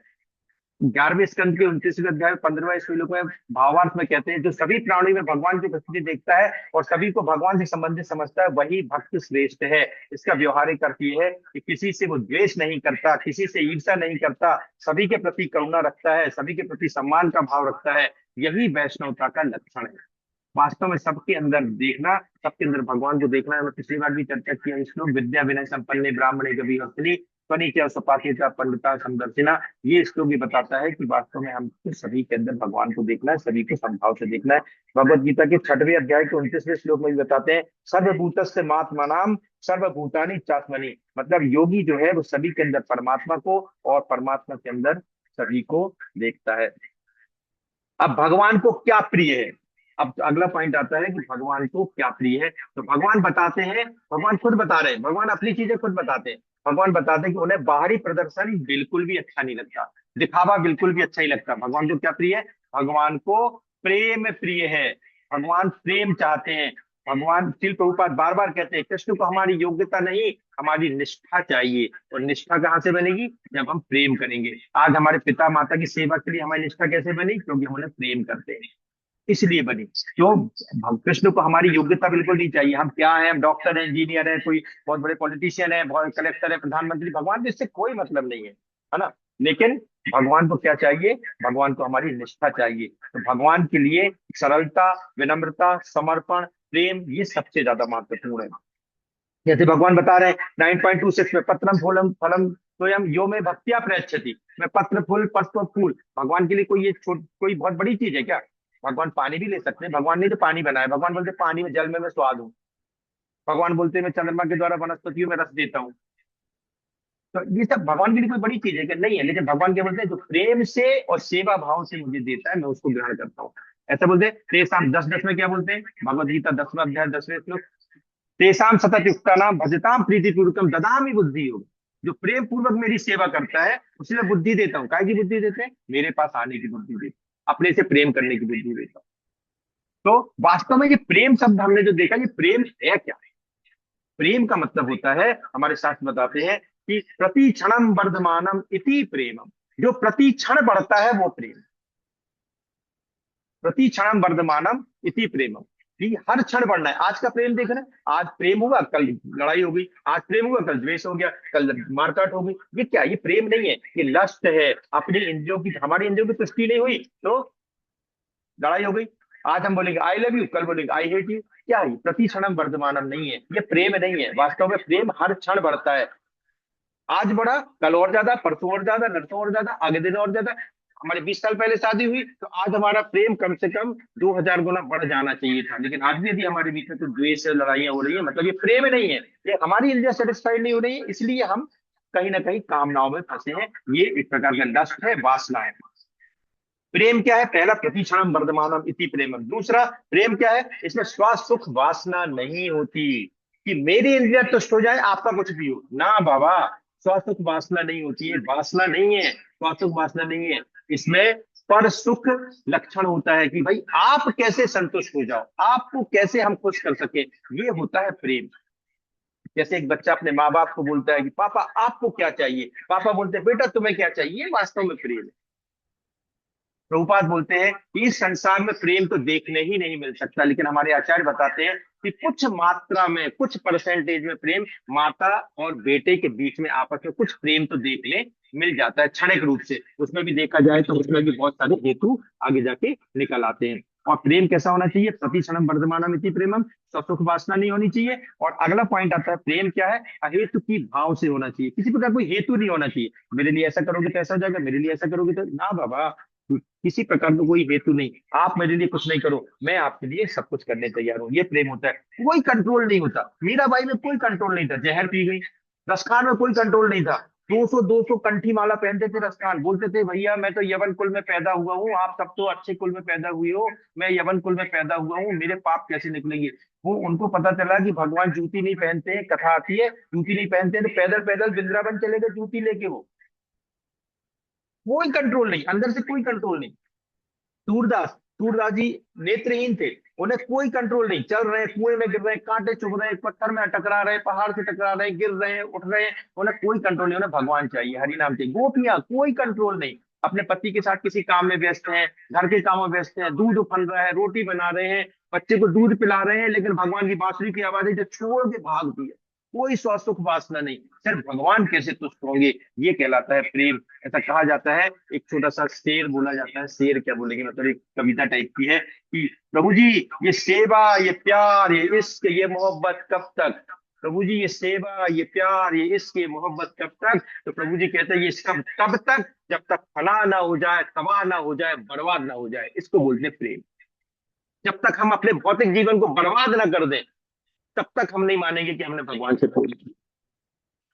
तो हमें अपने आप को भगवान की भक्ति में बर्बाद करना है। किस चीज का बर्बाद करना है? अपने भौतिक स्मृति को, अपनी चेतना को बर्बाद करना है और भगवान की तरफ एक स्टेप आगे चलना है। जीव गोस्वामी बोलते हैं कि एक भक्त को, इसी भक्ति योग के अध्याय में पटपट में प्रभुपाद बताते हैं, जीव गोस्वामी कहते हैं एक भक्त को भगवान 1 करोड़ गुना प्रिय है। 1 करोड़, एक भक्त भगवान को कितना प्यार करता है? जितना वो दूसरों से करता है उससे 1 करोड़ गुना यदि प्यार करता है तो वो उतना भगवान को प्यार करता है। एक भक्त को भगवान 1 करोड़ गुना प्रिय होते हैं। और विश्वनाथ चक्रवर्ती पाद बताते हैं कि आप भक्त हो तो आप भगवान का ये कर्ज नहीं उतार सकते 1000 ब्रह्मांड की उत्पत्ति के बाद भी। अब बताइए, हमारी छोटी सी उम्र है, हम जितने ने बहुत भक्ति कर ली, अरे भगवान हमने इतनी भक्ति करी, हमें ऐसा क्यों नहीं दिया। आपको भगवान ने भक्त बना दिया, भक्त घर में यदि जन्म दे दिया, तो आप उनका कर्ज नहीं उतार सकते। कब तक? 1000 बार ब्रह्मांड की उत्पत्ति हो जाए तब तक। वैसे तो हमारी किस्मत नहीं कि हम 1000 बार ब्रह्मांड में उत्पन्न हो, लेकिन फिर भी हम, विश्वनाथ चक्रवर्ती पाठ कहते हैं कि इतना रेयर है हमारा जन्म। भगवान ने भक्त बना के हमें कोई छोटी मोटी चीज नहीं दी है, आज हम थोड़े पैसे, थोड़े धन, पद, प्रतिष्ठा के पीछे भागते हैं। ना बाबा, हमें भगवान ने भक्त बनाया है, कोई हल्की पतली चीज नहीं दी है, बहुत अच्छी चीज दी है। अगला पॉइंट आता है पांचवा, भक्ति योग का रहस्य क्या है? भक्ति योग का रहस्य सतत स्मरण। हमें भगवान का सतत स्मरण करना चाहिए। केवल मंदिर जाना, वैष्णव परिधान पहनना, इसका मतलब भक्ति नहीं होता है। भक्त, भगवान चाहते हैं कि भक्त उनका स्मरण करे, उनका कीर्तन करे, उनकी सेवा करे, उनके लिए जीवन जिए। वैष्णव परंपरा में से कहते हैं अनुकूलेन कृष्ण अनुशीलनम, मतलब कृष्ण को प्रसन्न करने के लिए ही हमें निरंतर प्रयास करना चाहिए। हमें हमेशा कृष्ण का निरंतर सतत कीर्तन करना चाहिए। श्रीमद् भगवद गीता के श्लोक आता है 9.14, सततम कीर्तयन्तु माम यतन्तश्च दृढ़व्रता। भक्त क्या करते हैं? निरंतर मेरा कीर्तन करते हैं, दृढ़ निश्चय से भक्ति करते हैं, नमस्कार करते हैं, उपासना करते हैं। भगवान भी यही कहते हैं, मत मन मना मत भक्तो मद्दाजी में नमस्कुरु। 1865 भगवान यही बोलते हैं, मुझे नमस्कार करो, मेरी पूजा करो। यही करते हैं, हमें यही करना है और कुछ नहीं करना है। और उसके बाद अध्याय 10 के 9वें श्लोक में भगवत गीता में क्या कहते हैं? मत चित्ता मदगता प्राणा बोधियंता परस्पर। मेरे जो भक्त हैं, मेरे शुद्ध भक्त हैं, वो क्या करते हैं? उनका चित्त मेरे में हमेशा निहित रहता है, मुझे ही अपना प्राण मानते हैं, मुझे ही अपना जीवन मानते हैं। हमने कॉमनली सुना होगा गोपी प्राण धन, हमने सुना यशोदा प्राण धन, हमने सुना राधा प्राण धन। राधा प्राण धन का क्या मतलब होता है? राधा जी अपने प्राण मानती है भगवान को, उनके ऊपर सब निछावर करना, उनका अपना जीवन निछावर करना चाहते हैं। तो हमें भी, जैसे हम भी एक बार अपने मन में बोल के देखें, संजय प्राणधन, नंदन नंदास प्राणधन, मीरा देवी दासी प्राणधन, भगवान हमारे प्राण है। जब हम इतना प्रेम करेंगे तो समझ लीजिए कि भक्ति का डेवलपमेंट है, भक्ति चल रही है। और हमें क्या करना चाहिए? भक्ति रसामृत सिंधु में बोलते हैं अनुकूलस्य संकल्प प्रतिकूलस्य वर्जनम। भक्ति के लिए अनुकूल है वो करना है, जो भक्ति के लिए अनुकूल नहीं वो नहीं करना। बात खत्म। ज्यादा सोचना ही नहीं, ज्यादा किसी से पूछना नहीं, ज्यादा शास्त्रों को पढ़ना नहीं, सिर्फ हमें बता दिया भक्ति का समझ सिंधु ने कि अनुकूल संकल्प जो भक्ति के लिए होते थे वो करना, भक्तों के साथ रहना, भक्तों के साथ आपसी व्यवहार कैसे करना। उपदेश सर्मत के 4थे श्लोक में क्या बोलते हैं? उपहार देना, लेना, प्रसाद पाना, पवाना, अपनी अंतरंग बातें, अंतरंग बातें मतलब भौतिक जीवन की नहीं, अपने भक्ति में जीवन के अंतरंग बातें एक दूसरे से शेयर करना कि प्रभु जी मैं भक्ति में क्यों नहीं बढ़ पा रहा हूँ, मुझे क्या प्रॉब्लम है, इस टाइप की बातें करना। तो हमें भक्तों के साथ में रह के ही अनुकूल संकल्प हो पाएगा कि हम भगवान अपने भक्ति में अपने आप को कैसे आगे बढ़ाएंगे। छठवां पॉइंट आता है कि साधु संघ का महत्व क्या है। इस अध्याय की सबसे बड़ी शिक्षा है भक्ति का विकास साधु संघ से होता है। कि श्रील प्रभुपाद शिक्षा देते हैं कि यदि हमें भक्ति चाहिए तो साधु का संग करना पड़ेगा, भक्तों की सेवा करनी पड़ेगी और भक्तों से सुनना पड़ेगा। आज हम बहुत सारे यूट्यूब में वीडियो देखते हैं और बहुत सारे शॉर्ट्स आते हैं, नहीं, हमें सिर्फ भक्तों से सुनना पड़ेगा। और भक्त कौन है? जो भगवान से प्रेम करते हैं, भगवान की सेवा करते हैं, भगवान की शरणागति में रहते हैं, क्योंकि भगवान की कृपा वैष्णवों के माध्यम से आती है। ऐसा 11वें स्कंद के 29वें अध्याय के 10वें श्लोक के परपट में लिखा है कि मनुष्य को पवित्र स्थानों पर जाके साधुओं का संग करना चाहिए। पवित्र स्थान मतलब धाम में जाके, वृंदावन जाइए, हरिद्वार जाइए, मायापुर धाम जाइए, जहां भी भगवान की लीला स्थली है वहां जाइए और साधु का संग कीजिए। और चैतन्य चरितमृत में एक बहुत अच्छा श्लोक आता है, साधु संग सर्व सत्व का है, लव मात्र साधु संग सर्व सिद्धि है। लव मात्र मतलब 1 सेकेंड का 11वां भाग भी यदि आप अच्छे साधु के साथ रुक गए ना तो आपका कल्याण हो जाएगा। लव मात्र साधु संग सर्व सिद्धि है, और सर्व सिद्धि क्या है? भगवान का प्रेम प्राप्त करना, यही सबसे बड़ी सिद्धि है। धन पद प्रतिष्ठा ये पाना सिद्धि नहीं है, ये तो भौतिक सिद्धियां हैं, क्षणिक हैं, कुछ समय के लिए मिलेंगी, खत्म हो जाएंगी, अस्थायी है। लेकिन वास्तविक सिद्धि क्या है? भगवान की सेवा करना, भगवान का प्रेम पाना। सातवां पॉइंट है कि ज्ञान और वैराग्य का क्या स्थान है। इस अध्याय में भगवान अप्रत्यक्ष रूप से बताते हैं कि ज्ञान और वैराग्य भक्ति के सेवक है, स्वामी नहीं है। हमें ऐसा लगता है हमें ज्ञान आ गया, वैराग्य आ गया, अब भक्ति आएगी, ना बाबा। ज्ञान आना मतलब भक्ति डेवलप होना। ज्ञान और वैराग्य भक्ति के सेवक है, स्वामी नहीं है। वैष्णव सिद्धांत कहता है कि भक्ति से ज्ञान और वैराग्य स्वतः ही आ जाता है। वासुदेवे भगवती भक्ति योजे योग प्रयोजिता, भक्ति से ज्ञान और वैराग्य स्वतः ही आ जाते हैं। आठवां पॉइंट है कि भक्ति का सर्वोच्च रूप क्या है। भक्ति का सर्वोच्च रूप है, चैतन्य महाप्रभु ने इसी सिद्धांत को आगे बढ़ाते हुए सिखाया कि भक्ति का सर्वोच्च रूप है निष्काम प्रेम। बस केवल प्रेम, अहेतु की भाव से प्रेम।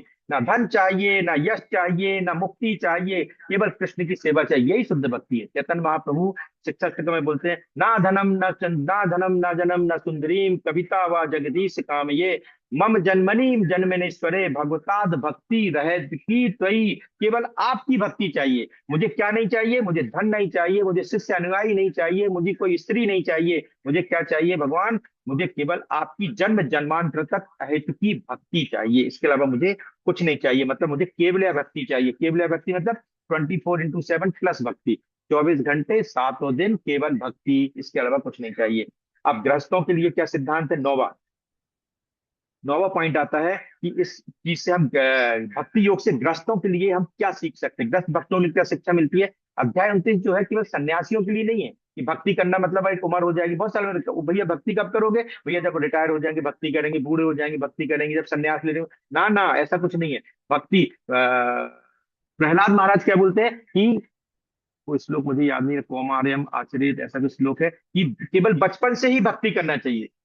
हमेशा भक्ति हमें बचपन से ही करनी चाहिए। तो भक्ति का काम केवल सन्यासियों का या वृद्ध लोगों का नहीं है, हम गृहस्थ में रहते हुए भी इसका पालन कर सकते हैं। कैसे कर सकते हैं इसका पालन? कि हम प्रतिदिन हरि नाम जप कर सकते हैं, भगवान को भोग अर्पण कर सकते हैं, भगवत श्रवण कर सकते हैं, वैष्णव सेवा कर सकते हैं, साधु संग कर सकते हैं और पवित्र परिवार को कृष्ण भावना से जोड़ सकते हैं। इसका उदाहरण हम एक छोटे से बच्चे से ले सकते हैं कि हमारा एक छोटा सा बच्चा है, बाई चांस हमारे घर में भगवान कृष्ण है, मान लो छोटे से बच्चे हैं, लड्डू गोपाल हैं, जिसको भी आपको मानना है, एक छोटा सा बच्चा है, तो हम एक छोटे से बच्चे का क्या करते हैं? दिन भर उसका नाम लेते हैं।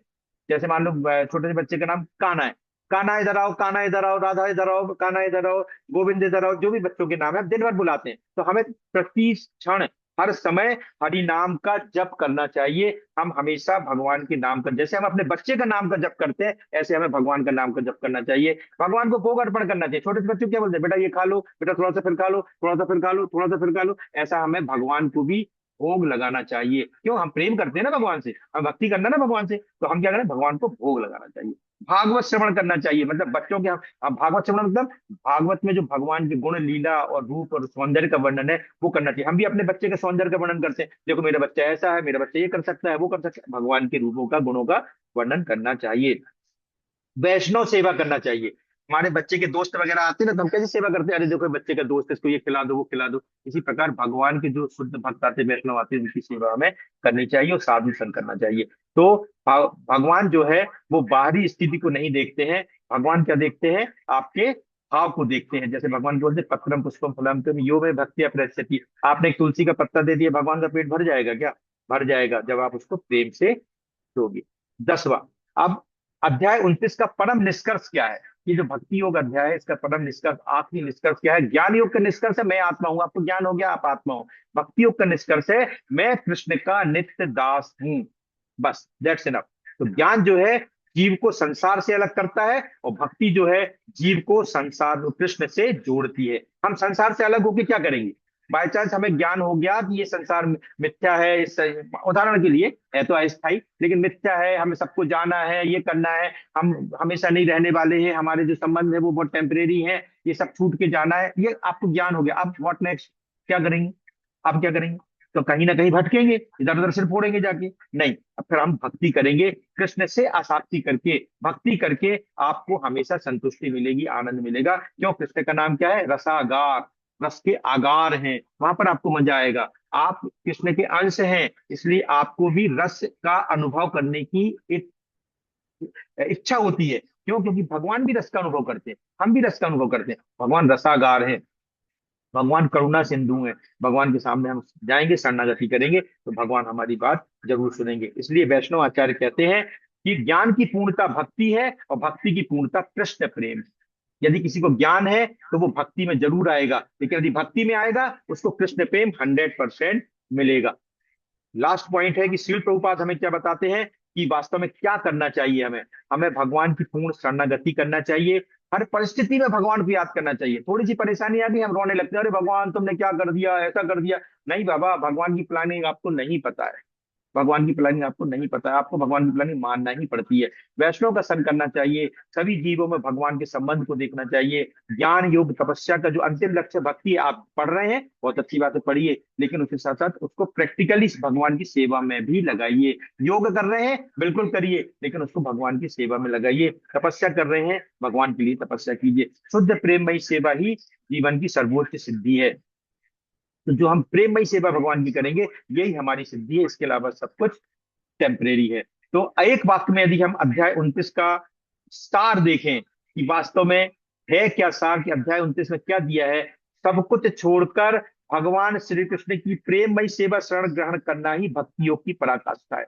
सब कुछ छोड़कर, और भगवान क्या बोलते हैं? सर्वधर्मान परित्यज्य माम एकम शरणम व्रजा, अहम त्वं सर्वपापेभ्यो मोक्षयिष्यामि मा शुचा। सभी धर्मों का परित्याग करो, माम एकम, केवल मेरे, देवी देवताओं के नहीं, राक्षसों के नहीं, घर परिवार के नहीं, दुनियादारी के नहीं, किसी नेता के नहीं, माम एकम, सिर्फ मेरे शरण में आओ, मैं तुम्हें सर्व पापों से मुक्त कर दूंगा। माँ सोचा, सोचो मत भैया, मेरे पे विश्वास रखो। जैसे हम कोई भी एडवर्टीजमेंट में आता है ना, ये ऐसा होके ही रहेगा, सोचो मत, ये गारंटी से ऐसा होता, तो भगवान गारंटी ले रहे हैं। ये भगवान का जो 18वें अध्याय का 66वां श्लोक है, ये LIC पॉलिसी है। आपके पास LIC वाले आते हैं ना, बोले इतना जमा करो, आपके मरने पे इतना मिलेगा ही मिलेगा, ऐसा होगा ही होगा, गारंटी लेते हैं। सम एश्योर्ड आपको इतना मिलेगा, गारंटेड प्लान है, गारंटेड, ये भगवान का गारंटेड प्लान है। माम एकम शरणम व्रजा, भगवान की शरण में आओ और सब धर्मों का परित्याग करो। कैसे परित्याग करना है? कि हलधर स्वामी महाराज का एक लेक्चर था, उसमें मैंने सुना था कि केवल भगवतो अहम, केवल मैं भगवान का हूं, मैं तो कृष्ण का हूं, कृष्ण मेरे, केवल केवल भगवतो अहम, मैं भगवान का हूं। तो कैसे करना है? कि जैसे एक नंदनंदन प्रभु है, नंदन प्रभु के पास एक गाय है, जब तक गाय नंदनंदन प्रभु के पास है, तब तक जिम्मेदारी किसकी? नंदनंदन प्रभु की है। या मीरा देवी दासी माता जी के पास कोई गाय है, अमरीश प्रभु के पास कोई गाय है, तो वो गाय की जिम्मेदारी कब किसकी? अमरीश प्रभु की या मीरा देवी दासी की। लेकिन यदि ये गाय, यदि अमरीश प्रभु ने मीरा देवी दासी को बेच दी या संजय नामदेव को बेच दी, तो अब जिम्मेदारी किसकी? संजय नामदेव की। तो ये शरीर भी एक गाय है, इस शरीर को हमें एक गाय समझना चाहिए, और इसे हमें किसको बेच देना चाहिए? भगवान को बेच देना चाहिए। अब जिम्मेदारी किसकी? भगवान की। यही पूर्ण शरणागति, यही कहलाता है केवल भगवतो अहम, कि हमें वास्तव में भगवान की सेवा करनी चाहिए, और भगवान की सेवा करके ही हमें सब कुछ मिलेगा। भगवान की शरणागति में तुष्टि मिलेगी, आनंद मिलेगा। वास्तव में हम जो खुशी में थोड़ा फूल जाते हैं, अरे वाह यार, बहुत आनंद, बहुत मजा आ गया, ये मजा नहीं है। मजा करने वाला भोक्ता नाम यज्ञाम सर्वलोक महेश्वरम सुहृदय सर्वभूता नाम ज्ञात्वा में शांति वृक्षति। जो भगवान को भोक्ता समझेगा, उसी को वास्तव में शांति मिलेगी। हम अशांत क्यों है? क्योंकि अपने आप को भोक्ता, हम एंजॉयर बनना चाहते हैं, हम प्रोपराइटर बनना चाहते हैं, हम ही चाहते हैं कि सब कुछ हमारे अंडर में काम करे। ऐसा कुछ नहीं होगा, क्योंकि परम प्रोपराइटर कौन है? भगवान है। परम एंजॉयर कौन है? भगवान है। परम भोक्ता कौन है? भगवान है। तो इस प्रकार भक्ति योग में भगवान हमें सिखाते हैं कि हमें भगवान की शरण में आना चाहिए। तो हम सभी भी आज से ये प्रण लें कि हम भगवान की शरण में जाएंगे, हमें छोड़ना कुछ नहीं है। हमें सब अपने वृत्ति पारक कार्य करते हुए सिर्फ जोड़ना है। लोग बोलते हैं इस्कॉन में गए, प्याज लहसुन छोड़ दिया। अरे भैया, किसने बोल दिया आपको प्याज लहसुन छोड़ दिया? कुछ नहीं छोड़ना है। आप भगवान को जोड़ लीजिए, सब कुछ छूट जाएगा। जब पहली बार मैं हरि गोपनाथ प्रभु जी के क्लिनिक में गया था, जब मैं इस्कॉन में नहीं जोड़ा था, तो मैंने प्रभु जी से, प्रभु जी क्या करना पड़ता है? बोले कुछ नहीं करना पड़ता, हरि नाम से जुड़ना पड़ता है। प्रभु जी ने तो मुझे नहीं बोला बहुत सारे लॉजिक कि आप ये छोड़ दो, ये छोड़ दो, ऐसा कर लो, वैसा कर लो।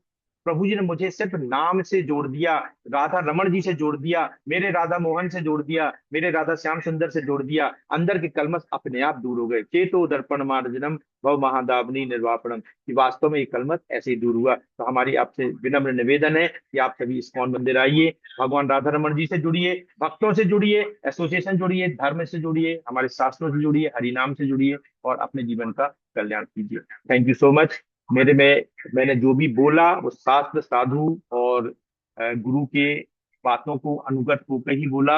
मैंने इसमें अपने मन से कुछ उदाहरणों को जरूर लगाया। यदि वो उसमें कुछ त्रुटि हो तो मैं उसके लिए क्षमा प्रार्थी हूँ। आप सभी भक्त वैष्णव का बहुत बहुत धन्यवाद। एक बार हम सभी लोग हरे कृष्ण महामंत्र का उच्चारण करेंगे। हरे कृष्णा कृष्णा कृष्णा हरे हरे, हरे राम राम राम हरे हरे। जैसे कि हमने पहले ये जो हम अभी पोस्टर हमने सामने लगाया कि वास्तव में ज्ञान योग, ज्ञान योग क्या है? सभी किताबों का नॉलेज, सभी शास्त्रों का नॉलेज ज्ञान योग है।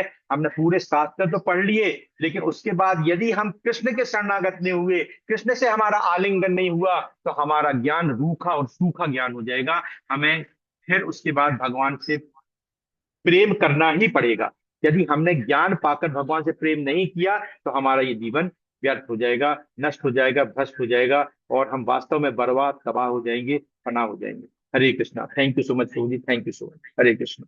किसी भी प्रकार की त्रुटि के लिए मैं स्वयं जिम्मेदारी लेता हूँ, लेकिन जो भी आज मैं बोल पाया वो मेरे गुरु शास्त्र और भगवान की कृपा के द्वारा हो पाया है।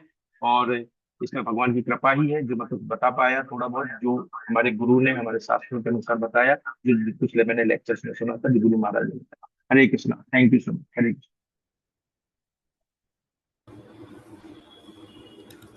कोई कुछ प्रश्न पूछना चाहते हैं प्रभु जी से, कुछ डिस्कस करना चाहते हैं, तो forum is open for that.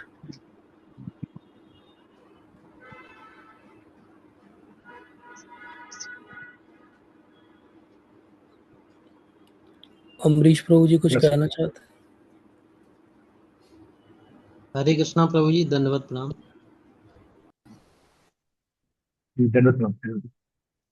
प्रभु जी बहुत ही सुंदर आपने सत्र लिया, एकदम क्लियर और स्पष्ट आपने इसमें बताया भक्ति के बारे में, शरणागति के बारे में। और बहुत ही अच्छा लगा प्रभु जी आपका लेक्चर, एकदम क्लियर कट गाइडलाइंस दी आपने इसमें। प्रभु जी मैं, आप बता रहे थे कि भक्ति का मेनली जो है लेक्चर में मुझे दो तीन चीज़ें, भक्ति पर बहुत जोर दिया गया है और शरणागति जो है उसके ऊपर बहुत जोर दिया है। तो भक्ति है, तो भक्ति में आपने बताया जैसे कि प्रेम करना भगवान का। तो प्रेम जो है उसमें बताया गया जैसे कि प्रेम भगवान का, हम जो जीव के अंदर जो है वो भक्ति लता बीज, वो प्रेम अंदर है, लेकिन और जी। वो प्रेम जो है उस तक लेकिन हम महसूस नहीं होता है। और प्रोसेस जो बताई है कि वो चैंटिंग करना है, जी। तो वो जो साधु संग, अधो श्रद्धा, साधु संग, फिर वो भजन क्रिया। तो जी। अधिकांश जो है जितने भी इसमें मुमुक्षु लोग हैं या जो इस प्रोसेस को फॉलो कर रहे हैं, तो उनकी जो है प्रोसेस अधिकांश की अनर्थ निवृत्ति वाली जो प्रोसेस है वो काफ़ी लंबी रहती है। उसके बाद फिर ये जो प्रेम वाली बात आती है, और आपका भाव प्रेम वाली बात। तो जी। आपके पेटीएम अधिकांश पर अभी तक एक ट्रांजैक्शन से 1,100 रुपए का भुगतान प्राप्त हुआ है। ये भुगतान आपके बैंक में कल सुबह सेटल होगा। डिटेल्स के लिए अपने पेटीएम और बिजनेस ऐप को देखें। डिवाइस बंद हो रहा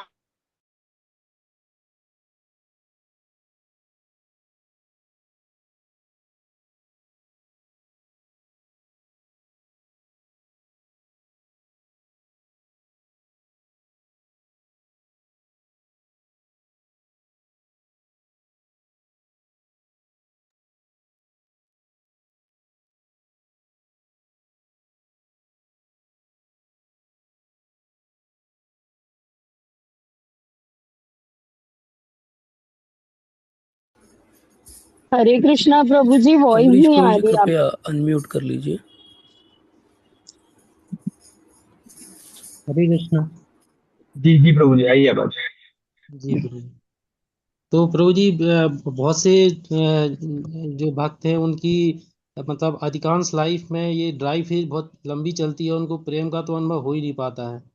तो और उसी में जो है या तो पूरी लाइफ लोगों की निकल जाती है। मतलब मैं तो अपना पर्सनल एक्सपीरियंस बता रहा हूँ, या जिन लोगों से भी डिस्कस किया, तो जी अधिकांश लोग ये बताते हैं कि हाँ नहीं वो होगा, वो होगा जो है, लेकिन वो कब होगा, जो है कितने जन्म के बाद होगा। तो ये चीज़ जो है मतलब अ, जो लाइफ लॉन्ग वाली जो है कि बिना किसी आपको जो है प्रेम के वो कंटिन्यू करना है जी और जैसे उन्होंने बोला चैतन्य महाप्रभु ने कि चेतो दर्पण मार्जनम, कि जी जब वो हटेगा तब फिर आपको उसका अनुभव होगा, वो होता नहीं है। तो ये एक संघर्ष रहता है। तो जैसे आपने इसमें बताया था कि जो पूर्ण शरणागति के बारे में बताया आपने, तो पूर्ण शरणागति के बारे में पूर्व सत्रों में हरि गोपीनाथ प्रभु जी ने एक बार बताया था, मैंने पूछा था तो कि आपको अगर चेक करना है कि पूर्ण शरणागति क्या है, तो इसमें आप ये देखिए कि आप जो है अव्यर्थ कालत्वम, कि आपका ये शब्द जो है जब से मैं चेक करता रहता हूँ कि आप अपना समय जो है जो भी मिल रहा है उसको कहाँ यूज़ कर रहे हो। और जब भी आपके उसमें ऐसी परिस्थिति आती है तो उसमें सबसे पहले आप किसको याद कर रहे हो। तो ये जो है पूर्ण शरणागति के लिए, लेकिन इसमें भी मैं अपने आप को पूर्ण शरणागत नहीं पाता हूँ। तो ये मेरा इसमें कहना था कि इसको जो है कैसे इसके पार पाएं। एक बार प्रभुपाद जी से एक विदेशी भक्त ने पूछा कि प्रभुपाद, हम तो बहुत मनुष्य हैं, हमने तो इतना सब नाटकबाजी किया है, हम तो भक्ति भी नहीं किया है, भारत भूमि में जन्म भी नहीं हुआ हमारा, तो हमारा कल्याण कैसे होगा, हम भगवत धाम कब जाएंगे? प्रभुपाद जी चुपके हो जाके बोलते, 1 मिनट, 1 मिनट। क्यों से? शुद्ध नाम, एक शुद्ध नाम आपको भगवत धाम मिल जाएगा। बहुत प्रैक्टिस करने की जरूरत भी नहीं, लेकिन एक शुद्ध नाम, मतलब एक शुद्ध नाम का मतलब होता है 10 नाम अपराध से बचते हुए नाम, गुरु की पूर्ण शरणागति में नाम, पूर्ण विश्वास के साथ नाम, पूर्ण प्रेम के साथ नाम, पूर्ण सेवा भाव के साथ नाम। तो ये शब्द कहने में बड़े आसान है, भक्ति, ये 2.5 अक्षर इतना आसान है भक्ति। किसी बोलते हैं अरे ये तो बहुत अच्छे भक्त हैं, ये तो बहुत अच्छे भक्त हैं, ठीक है, हम कह रहे हैं, हम उनका सम्मान करते हैं, लेकिन वास्तव में भक्ति है क्या? भक्ति का मतलब है पूर्ण सेवा, पूर्ण प्रेम, पूर्ण शरणागति।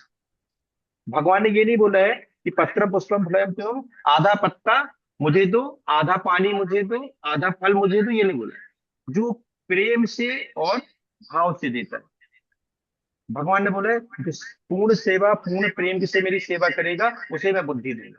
भगवान ने परसेंटेज नहीं बताया है। भगवान ने एक जगह परसेंटेज भी बताया, ये अथामा प्रपतंते शास्त्र वजा में हम मम वर्तमान वर्तनते मनुष्य पार्थ सब। अब आपको लग रहा होगा कि, आपकी बात नहीं करो, मैं अपनी बात करूं, कि मुझे लगता है कि मैं भक्ति में बहुत आगे नहीं बढ़ूंगा, तो भैया मैं 20% आगे बढ़ूं, जो 20% ये अथामा प्रपतन से हो रहा है। परसेंटेज ऑफ शरणागति इक्वल टू परसेंटेज ऑफ रेसिपिटेशन। आप जितनी शरणागति परसेंट का करोगे उतने पर वहां से रिजल्ट आएगा। तो वास्तव में हमारा जो भक्ति में का बीज है सभी के अंदर है, क्योंकि हम भगवान के अंश है। हम भगवान के अंश है, तो हमारा भगवान की, हमारा मेन कर्तव्य भगवान की सेवा करना। लेकिन हम भौतिकता के कारण विमुख हो जाते हैं, तो वास्तव में जो भक्ति का बीज है वो रूखा हो जाता है, और भक्ति का बीज को वास्तविक रूप से हमें सिंचन करना पड़ेगा, उसमें फर्टिलाइजर डालने पड़ेंगे, उसमें उर्वरक डालने पड़ेंगे, और वो सिंचन और उर्वरक क्या है? भगवान का नाम, एसोसिएशन, मतलब जो प्रभुपाद ने ABCD फॉर्मूला दिया है, association of devotees, book reading, chanting and Bhagwat prasad. अब हम ये समझ लें कि यदि हमें भगवान, हमारी भक्ति बहुत ज्यादा नहीं बढ़ रही है, तो इन 4 चीजों को आप बढ़ा दीजिए, आप नेचुरली कुछ दिनों में आप महसूस करेंगे कि आपको ऐसा लगेगा कि हम भक्ति में बहुत आगे बढ़ रहे हैं। तो भक्ति में बढ़ने का फॉर्मूला सिर्फ ये है, आप ABCD बढ़ा दीजिए, आपको ज्यादा कुछ करने की जरूरत नहीं। तो विशेष तौर पे ए, एसोसिएशन ऑफ डिवोटीज। जब प्रभुपाद यहाँ से प्रयाण कर रहे थे, धराधाम से ऐसे लोग को जा रहे थे, तो भक्तों ने उनसे पूछा कि Prabhupada, any last instruction for us? तो प्रभुपाद ने बोला था ऑलवेज बी एन एसोसिएशन। उन्होंने ये नहीं बोला था कि भागवतम पढ़ना रट लेना, उन्होंने ये नहीं बोला था चेतन चेतन पर रट लेना, नहीं, ऑलवेज बी एन एसोसिएशन। आप एसोसिएशन में रहेंगे, सब अपने आप से करोगे, भगवान से प्रेम आपको हो ही जाएगा। बाकी प्रभु जी बताएंगे, प्रभु जी इसके बाद और आगे। इसमें प्रभु जी एक चीज और मैं सोच रहा था, आज ही सोच रहा था ये शुद्ध जी नाम के बोला जाता है कि एक शुद्ध नाम। तो जी अब जैसे मान लो अभी बोलते हैं, मान लो हरे कृष्ण कृष्ण कृष्ण हरे हरे, जी हरे राम राम राम हरे हरे। तो अब ये जो है, हमने बोला एकदम भगवान के लिए बोला, तो अब इसमें जी। ये शुद्ध नाम नहीं हुआ क्या? अब इसमें कौन सा ये शुद्ध मतलब अपराध कर दिया या क्या है? तो मतलब ये क्या, फिर क्या शुद्ध नाम क्या हुआ फिर? शुद्ध नाम मतलब जो हम 10 नाम अपराध करते हैं, उस नाम अपराध में से कुछ ना कुछ इसमें आ रहा है क्या? कहीं ना कहीं यदि आपकी चेतना कहीं और जा रही है, कहीं और हो रहा है, या पूर्ण शरणागति है क्या? इसमें अभी हेतु की भाव है, हमारा हेतु की भाव नहीं। ये क्यों ले रहे हैं? क्योंकि हम भगवत धाम जाना, भगवत धाम जाने का भाव भी वो हेतु के अंतर्गत है। भगवान इतना भी नहीं चाहते हैं कि आप ये भी सोचो कि मुझे आपके धाम आना। भगवान इतना भी, भगवान अपनी भक्ति का अहंकार भी स्वीकार नहीं करते। जो शुद्ध नाम के बारे में हमने सुना है, पढ़ा है, जो देखा है, उन भी लोगों से सुना है कि 10 नाम अपराध है, कि हम किसी भी वैष्णव भक्त जो भगवान नाम का प्रचार करते हैं उनकी निंदा नहीं करना है। तो निंदा मतलब केवल शारीरिक होंठों से, जीभ से नहीं, और मानसिक निंदा भी नहीं। नाम के बल पर पाप नहीं करना। हम लोगों को बता दें, आज मेरी 16 माला हो गई, 32 माला हो गई, मैं ये कर रहा हूँ, मैं वो कर रहा हूँ, नाम और पीछे पीठ पीछे हम कुछ भी कर रहे हैं। पूर्ण सरेंडर नहीं है। यदि हम हरि नाम कर रहे हैं तो पूर्ण सरेंडर मतलब सिर्फ भगवान, उसके अलावा कुछ नहीं। जो खाएंगे प्रसाद, इसके अलावा कुछ नहीं। रहेंगे भक्तों के साथ, इसके अलावा कुछ नहीं। लेकिन हम क्योंकि अपना कर्तव्य पालन करें तो सबके साथ रह भी रहे, सब कर भी रहे।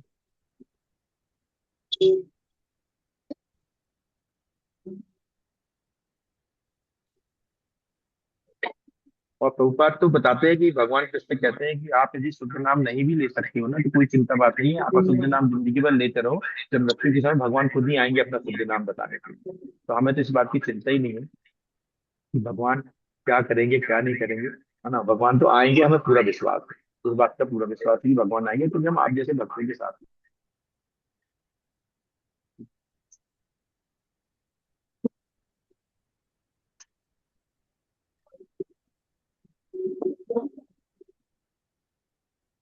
ठीक है प्रभु जी।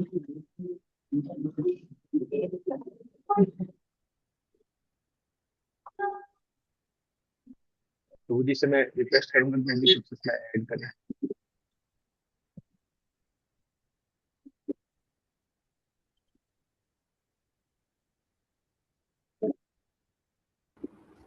कोई और प्रश्न प्रभु जी से कोई पूछना चाहते हैं?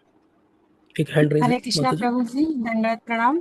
धन्यवाद, प्रणाम माता जी। जी, जैसे जैसे प्रभु जी ने अभी बताया था प्रभु कि हम गृहस्थ माता में जी रह के भी माता जी आप प्रश्न पूछ रहे, जो भी भक्त मुझसे प्रश्न पूछ रहे हैं, मैं अपने लेवल पर सिर्फ 2 लाइनों में कोशिश करूंगा, बाकी उत्तर हरिगोपाल प्रभु जी ही देंगे, हाँ? जी ठीक है।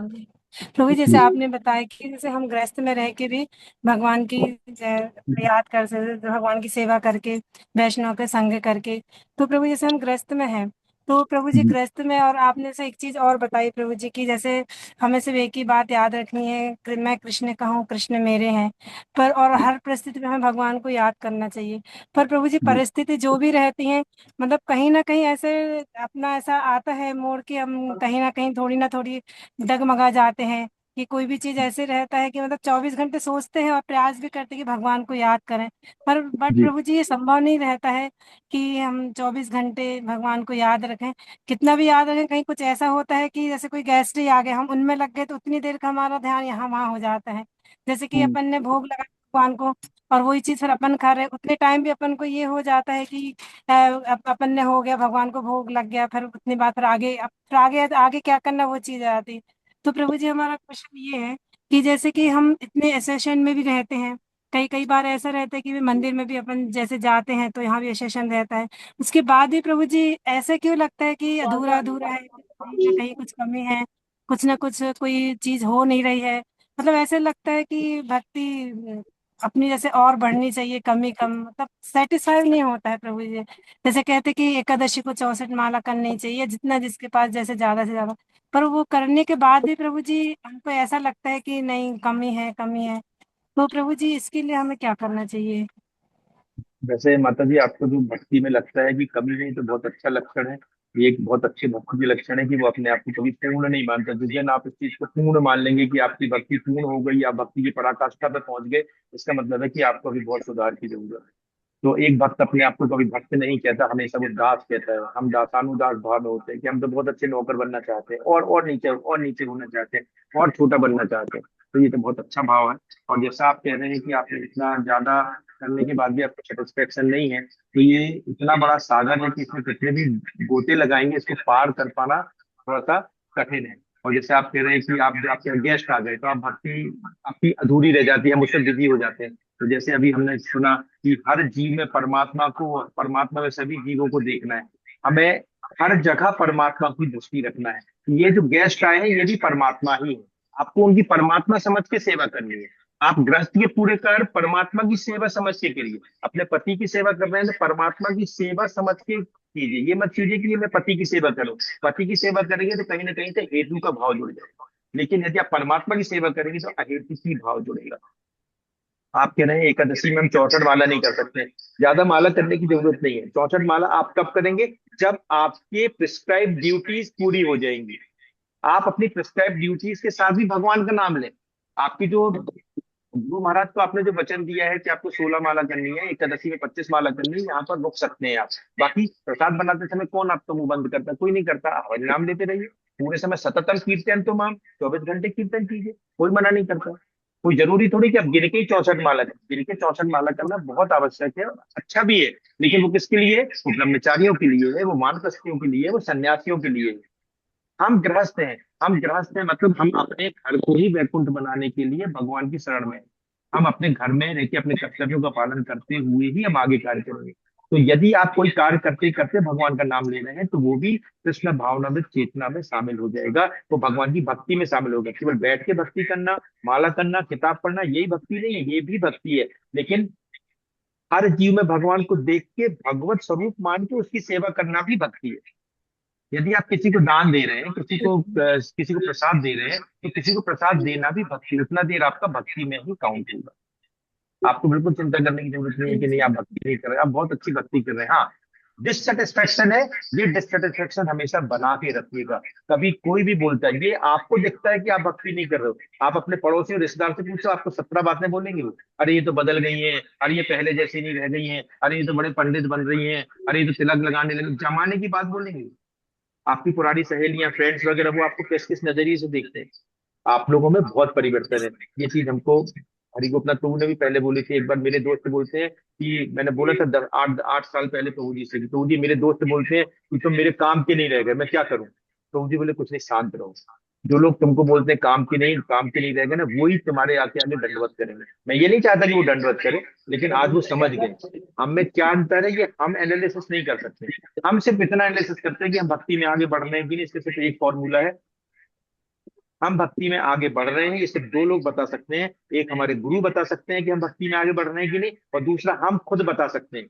यदि हमारा मटेरियलिस्टिक अप्रोच कम हो रही है, भौतिक जीवन से आसक्ति, भौतिक चीजों से आसक्ति कम हो रही है, और भगवान भगवान के प्रति हमारा प्रेम बढ़ रहा है, इसका मतलब भक्ति में आगे बढ़ रहे हैं। किसी से पूछने की कोई जरूरत नहीं। तो आप जो कुछ कर रहे हैं बहुत अच्छा कर रहे हैं, और बाकी अभी अपना तू बताएंगे आपको इसके बाद।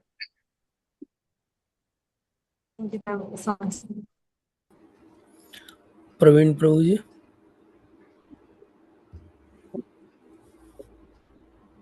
हरे कृष्ण प्रभु जी, दंडवत प्रणाम। दंडवत प्रणाम प्रभु। हरे मैं कृष्ण प्रभु जी, दंडवत प्रणाम। काफी लेट ज्वाइन किया था, 10-12 but minute. You are there at question answer, that is the icing on cake we require from you, so you take care of that part. Question एक तो माता जी का क्वेश्चन था अभी, और एक अमरीश प्रभु जी ने वैसे क्वेश्चन नहीं पूछा था। वो अमरीश प्रभु, मैं ये मेरा ऑब्जर्वेशन है कि वो क्वेश्चन पूछते नहीं हैं, वो आंसर भी दे रहे होते हैं, यूजुअली आंसर देते हैं। तो लेकिन मैं चाहूंगा कि एक बार अमरीश प्रभु वो जो लास्ट पॉइंट था वो एक बार फिर से रिपीट कर दें तो हम वहां से बढ़ लेंगे आगे, प्लीज। जी प्रभु जी, कौन कौन सा वाला प्रभु जी पॉइंट? आपका जो क्वेश्चन था ना, उसका लास्ट में आपने उस क्वेश्चन को सिंगल लाइन में फ्रेम कर लिया था, वो प्लीज रिपीट कर दीजिए बस। मेरा क्वेश्चन एक्चुअल में यही था कि जो एक शुद्ध जो नाम बोला था प्रभु जी ने, तो लास्ट में मैंने उसमें यही बोला था कि आज सुबह मैं यही सोच रहा था कि अगर मान लो मैं भगवान का नाम ले रहा हूँ तो उस समय तो मैं, अब नाम लेते समय तो मैं किसी का कोई अपराध नहीं कर रहा हूँ। तो क्या क्या इतना नाम लेने में एक भी शुद्ध नाम नहीं होगा क्या ये? तो फिर तो भगवान का मतलब, ठीक है, गोलोक जाने की बात भी, मतलब ये मैं इसमें ऐड कर रहा हूँ, वो अलग बात है, तो थोड़ी सी भी रुचि क्यों नहीं आती? हाँ प्रभु जी, देखिए रुचि नहीं होती तो आप नाम नहीं ले रहे होते। इसमें कोई मतलब कहीं से वो बात ही नहीं है। आ, और भगवान की जहां तक बात है ना, भगवान की दयालुता, आ, उसका मतलब आकलन क्या करें हम, हमारी उससे पहुंच से, हमारी बुद्धि से बहुत बहुत ऊपर है। भगवान ने कहा, प्रभु जी ने बहुत सारे श्लोक कोट किए और बहुत अच्छे अच्छे श्लोक श्रीमद् भगवद गीता के कोट किए। आ, भगवान कहते, क्षिप्रम भवति धर्मात्मा शाश्वत शांतिम निगच्छति कौन्ते प्रतिजानी नामे भक्ता प्रणश्यति। है तो भगवान तो सिर्फ एक बार, जो एक बार पुकार ले भगवान को, वो उसको कह देते हैं कि वो क्या हो गया, वो तो धर्मात्मा हो गया मेरे लिए। और ऐसा भगवान का वो है कि ये निर्णय है। भगवान किसी से प्रार्थना नहीं कह रहे हैं कर रहे हैं, वो निर्णय है भगवान का कि एक बारी जिसने मेरा, तो वो भगवान के लिए धर्मात्मा हो गए हैं। इस पे बहुत मतलब जब हम लोग डिस्कस करेंगे विभीषण शरणागत प्रकरण, तो बहुत ही बढ़िया प्रकरण है। वहां पे भगवान ने इन्हीं चीजों को बहुत अच्छे से श्री रामचरित मानस के माध्यम से अगर बात करें, तो भगवान कहते हैं वहां पे पहले जब ये क्वेश्चन आया कि विभीषण आ रहे हैं और ये हो सकता है कि रावण के दूत हों और हमारा नुकसान भी कर सकते हैं, तो भगवान ने पहले वार्न किया सुग्रीव को। कहते, शरणागत कहूँ जे तजय निज अनित अनुमान, ते नर पावर पाप में तिन्हे विलोकत ध्यान। उस व्यक्ति को ही नहीं देखना चाहिए जो शरणागत को, और मैं जो हूं उसके लिए। तो भगवान आगे फिर कहते, कोट विप्रबध लाग ही जाऊं, आए शरण तजऊ नहीं ताऊं, और सन्मुख होए जीव मोहि जवहीं, जन्म कोटि अघनाश सही तवहीं। तो सन्मुखता का मतलब है कि एक बार भी अगर हमारे मन में इच्छा हुई कि मैं भगवान का हूँ, भगवान मेरे हैं, तो वो उसी समय करोड़ों जन्म के पाप नष्ट हो जाते हैं। और आगे भगवान ये बात कहते जो आप अभी कह रहे थे, पापवंत कर सहज स्वभाव, भजन मोर तहि भाव न खाओ। ये जो पापी व्यक्ति है, जिसकी प्रवृत्ति वैसी है, उसको मेरा भजन सुहाएगा ही नहीं, वो कभी करेगा ही नहीं। तो जिसने एक बार कर लिया, वो फिर भगवान उसको तो अपना लेते हैं, वो कितना ही छोड़ने की कोशिश करे, वो छूटता नहीं है। भगवान उसको छोड़ते नहीं है, कभी नहीं छोड़ते हैं। और भगवान तो मतलब विभीषण जी कहते हैं कि मैं तो एक तामस देह में हूँ, निशाचर कुल में उत्पन्न हुआ, आप मुझे क्यों अपनाओगे? तो भगवान उसका जवाब देते, कहते, सुनो सखा निज कहाऊं स्वभाव। अपना स्वभाव बताता हूँ, कौन जानता है, जान भुसुंड शंभु गिर जाओ, और जो नर हो चराचर द्रोही, आवे सभय शरण तक मोही। तो अगर कोई मतलब ऐसा भी हो जो चर अचर का द्रोही हो, संसार में सबसे उसने पाप किया हो, लेकिन मेरी शरण ले ले, तो मैं उसको अपना लेता हूँ। तो भगवान का जो स्वभाव है ना, वो इतना अच्छा है, ऐसा है कि हमारे लिए तो वर्णनातीत है। तो इस बात में शक नहीं करना चाहिए। अगर इस बात में शक करते हैं तो हम अपनी शरणागति में बाधा लगा रहे हैं। भाई, पूर्ण शरणागति हो गई है या नहीं हो गई है, इसकी कसौटियां नहीं कसनी चाहिए। होता है ना कई बार हम कसौटी की, अभी तो मेरा ये, मुझे अपनी वृत्ति सुधारनी है, ये बिल्कुल ठीक बात है। मेरे मन में किसी के लिए कोई ऐसी भावना नहीं आनी चाहिए। भगवान का हमें शुद्धता से नाम लेना चाहिए। जो 10 नाम अपराध बताए, उन अपराधों से बचना चाहिए। ठीक है, 9वां 10वां तो आमतौर पे कर ही देते हैं, इतनी भी शुद्धता से कर रहे हो, पर 9वां 10वां तो करते ही हैं। जो हमको नाम फैलाना होता है, चर्चा करनी होती है हर चीज़ से, तो ऐसा कर रहे होते हैं। तो हम क्या है, अगर उनको ऐसे देखेंगे तो अपनी शरणागति में खुद ही बाधा लगाएंगे, आड़ लगाएंगे। शरणागति में बाधा हमको नहीं लगानी है। हमको तो ये बात मान लेनी है कि भाई मैं कैसा भी, मुझे तो भगवान अपनाएंगे ही। इसमें भगवान ने किसको नहीं अपना लिया? गणिका, जामिल, किसको नहीं अपनाया? देखिए ना आप, हैं, पशु पक्षी जो है, भालू, बंदर, राक्षस, सबको अपना ले रहे हैं। और जिस जो नहीं इस भाव से आता तो उसको वो जब भगवान उनका शमन करते हैं तो उस समय वो अपने धाम दूसरे रूप में पहुंचा देते हैं। तो भगवान की इसमें अपन को तो कभी अ, बस ये कि जो आपने एक बात कही, भक्ति क्या है? भक्ति है अव्यर्थ कालत्वम। ये बड़ा सूक्ष्म है।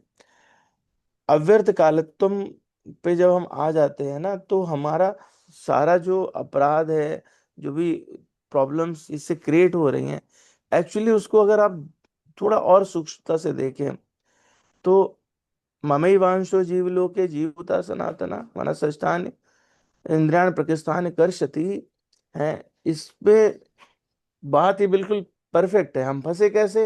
इंद्रियों के भोग से फंसे। बिल्कुल ठीक बात है।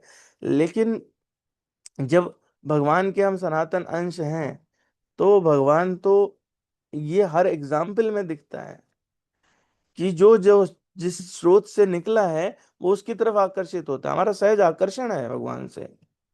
आप कभी ध्यान दीजिए, आप दिया सलाई जलाते हैं, मोमबत्ती जलाते हैं, ऊर्ध्वगामी रहती है। स्रोत क्या है? अग्नि का, सूर्य है। जल आप डालिए पृथ्वी पर, वो किधर बहता है? सरिता की तरफ, नदी की तरफ। नदी किधर बहती है? समुद्र की तरफ। स्वतः है, मतलब इसमें कोई ऐसी बात ही नहीं है।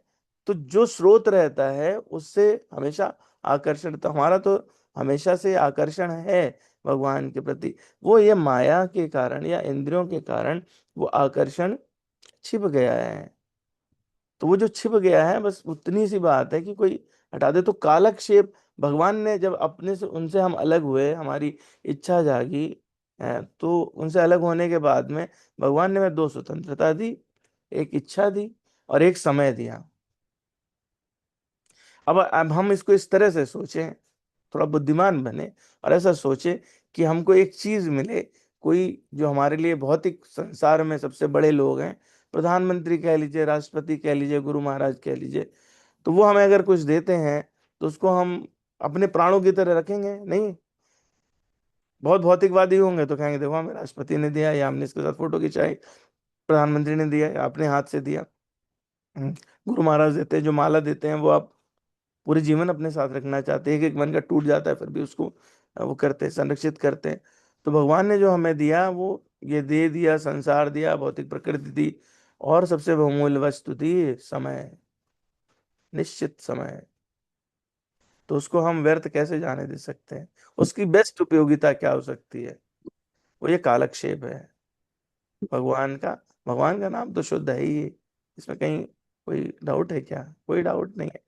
प्रभु जी ने वैसे जितनी स्लाइड मैंने देखी जहां से स्टार्ट किया था, तो वो सारे पॉइंट कवर कर लिए हैं जो इन सब क्वेश्चन को आंसर कर जाते हैं। तो वो हमारा कालक्षेप कैसे होगा? एक बार नाम लेने से शुद्ध हो भी गए और सब काम भी बन गया, उसके बाद बाकी टाइम क्या करेंगे? फिर हमने जो बनाया था उसको मिटाएंगे क्या? तो हमको फिर वो नाम तो लेना ही है ना। और नाम तो कैसे भी ले, अजामिल प्रकरण में बात जो है, नारायण दूत कहते ही हैं कि किसी भी तरह से चलते फिरते गिरते उठते जमाई लेते किसी प्रकार से नाम लिया जाए तो वो नाम जो है वो कल्याणकारी है। वो स्वामी तुलसीदास जी वही बात कहते हैं, भाई को भाई अनक आलस हूँ, नाम जपत मंगल दिशि दस हूँ। ये वाली दृढ़ता कैसे आती है? ये दृढ़ता आती है जो आज के लेक्चर में प्रभु जी बात कह रहे थे, ये दृढ़ता आती है साधु संग से। एक बहुत अच्छी पुस्तक है जो आ, गोपाल कृष्ण गोस्वामी महाराज ने लिखी है, साधु संग नाम से ही पुस्तक है वो है। बहुत सारे एग्जाम्पल लिए हैं उसमें, छोटी सी बुक है, it's a very good book. आपको मौका लगे तो जरूर पढ़िए। तो साधु संग जो है वो प्रभु जी ने बोले, एक लंकिनी नाम की राक्षसी हनुमान जी के मुक्के के संग से कन्वर्ट हो जाती है और स्वयं से कहने लगती है कि आप तो प्रभिसि नगर कीजिए सब काजा, हृदय राखी कौशलपुर राजा। तो जो है वो साधु संग बहुत इंपॉर्टेंट है, बहुत ही इंपॉर्टेंट है। और संसार में कुछ भी किसी को अगर मिल रहा है तो वो मान के चलिए कि साधु संग से मिल रहा है। उसके अलावा कोई और चीज ही नहीं, हमको पता हो या ना पता हो। होता क्या है यूजुअली कि हमको वो पता नहीं होता, इसलिए हम सोचते हैं कि हमारे पुरुषार्थ से मिल गया, या हमको इस कारण से मिल गया, उस कारण से मिल गया। नहीं, वो मिला तो है हमें किससे, वो हमें साधु संग से मिला है। बहुत सुंदर इस पे, इसी प्रकरण पे जो ये है साधु की संगत है, वो चाहे अभी प्रभु जी ने कहा ना कि एक लव के लिए मिले तो भी, भागवत का ही श्लोक है ना, भागवत पुराण का, तुलायाम लवे ना पिना स्वर्गम ना पुनर्भवम भगवत संग संगिर संग स्मृत्या नाम मुताशा। शुद्ध भक्त के साथ एक क्षण की संगति भी स्वर्गलोक में जाने से या पूर्ण मुक्ति में ब्रह्म तेज में विलीन होने से कहीं कहीं कहीं ऊपर है ना। इसी बात को जो है वो लंकिनी स्वयं कहती है, तात स्वर्ग अपवर्ग दुख सुख दरिय तुला एक अंग, तूल न ताहि सकल मिली जो सुख लो सत्संग। और सत्संग की महिमा तो बहुत बहुत कही। गोस्वामी जी तुलसीदास जी कहते हैं, मत कीरति गति भूति भलाई, जब जहि जतन जहां जहि पाई, सो जानब सत्संग प्रभाऊ, लोक हूँ वेद न आन उपाऊ। और बिनु सत्संग विवेक न होई, राम कृपा बिनु सुलभ न सोई। तो जब ये हमको किसी संत का संग मिले, भक्तों का संग मिले, तो ऐसा मानना चाहिए कि भक्ति में हमारी दिन प्रतिदिन वृद्धि हो रही है, हमारा अकाउंट भर रहा है। नहीं तो मिलते ही नहीं ये लोग, मिलते ही नहीं। और हम तो कैसे थे, हम तो बहुत ही दुष्ट रहे होंगे। तो भाई सत सठ सुधर सत संगति पाई, पारस परस कुधात सुहाई। और कभी मान लीजिए कि कुसंगत में पड़ भी गए तो इनसे हम निकल आते हैं। तो ये जो आ, सत्संग का वो है, प्रभाव है, वो तो निश्चित रूप से बहुत ही विलक्षण है, बहुत ही विलक्षण है प्रभु जी। और एक बात जो प्रभु जी ने कही थी, बहुत बहुत अच्छी बात कही कि क्या मांगना चाहिए। तो प्रेम मांगना चाहिए। प्रेम के दो स्वरूप कहे गए हैं। भगवान राम के चरित्र में भरत जी हैं, और भगवान कृष्ण के चरित्र में गोपियां हैं। क्या मांगते हैं वो? भरत जी कहते हैं कि जब भरत जी जाते हैं ना प्रयाग में, तीर्थराज के पास में, तो वहां पर तीर्थराज को गोस्वामी जी वो संतों का समूह कहते हैं, या संतों के समूह को तीर्थराज कहते हैं, सत्संग को तीर्थराज कहते हैं। वहां खड़े होकर के एक क्षत्रिय जो कि राजा बन चुका है, वो कहता है, मांगो भीख त्याग निज धर्मु, आरत काह न करे कुकर्मो, अस जिय जान सुजान सुदानी, सफल करें जग जाचक बानी। और फिर ये इसमें दर्शा रहे हैं कि एक क्षत्रिय जो कभी किसी से कुछ मांगता नहीं है, वहां पे भीख मांग रहे हैं। किससे? तीर्थराज प्रयाग से। और क्या मांगते हैं? कहते हैं, अरथ न धर्म न काम रुचि, गति न चाहो निर्वाण। ना मुझे अर्थ चाहिए, न धर्म चाहिए, न काम चाहिए, यानी जो चारों पुरुषार्थ है, ना चाहो निर्वाण, मुक्ति भी नहीं चाहिए। और जन्म जन्म रति राम पद, यह वरदान उन्नान। और यही जो संदेश है, वो संदेश किसका है? वो चैतन्य महाप्रभु का संदेश है। और ये जो तीर्थराज हैं, ये तीर्थराज कहीं और थोड़े ना, मुद मंगल में संत समाजू, जो जग जंगम तीर्थ राजू। तीर्थराज हैं स्वयं, जो संतों का समाज रहता है। और वहां पे राम जो गंगा जी की वो है, गंगा जी हैं, वो क्या है? राम भक्ति जहाँ सुर सरिधारा, सरसय ब्रह्म विचार प्रचारा। और भगवान का विचार जो आता है उनमें, वो सरस्वती जी हैं, और जो भक्ति हैं वो गंगा जी हैं। तो इस प्रकार से देखें तो संतों का अगर संग मिलता है, भक्तों का संग मिल रहा है, तो हमको ये मान लेना चाहिए कि हमारी जो भक्ति है वो उसमें वृद्धि हो रही है। और किसी कारण से हमको मान लीजिए कि हम पीछे थे भी, तो डेफिनेटली ये सब वो पॉइंट्स है जो हमें बताते हैं कि हमारा प्रमोशन हो रहा है। भक्तों का संग मिलना इस बात का द्योतक है, और कुछ कमी है तो वो उनके प्रभाव से, उनके संग से वो धीरे धीरे मिट जाती है, कट जाती है। तो मैंने जितना लेक्चर्स में जितने स्लाइड्स देखी सुनी थी, उनके आधार पर कुछ कुछ बात कही, और बहुत ही अच्छे पिछला लेक्चर भी नंदन प्रभु का मैंने यूट्यूब पे सुना, बहुत अच्छा लेक्चर था, बहुत अच्छे से कंपाइलेशन था प्रभु जी का। आज जितना मैंने देखा तो वो नगेट्स थे सारे, वो ऐसा मुझे लग रहा था कि जो मेरे अंदर कमियां हैं वो सब प्रभु जी बता रहे हैं, ये है, इनको दूर कर लो तो तुम ठीक हो जाओगे।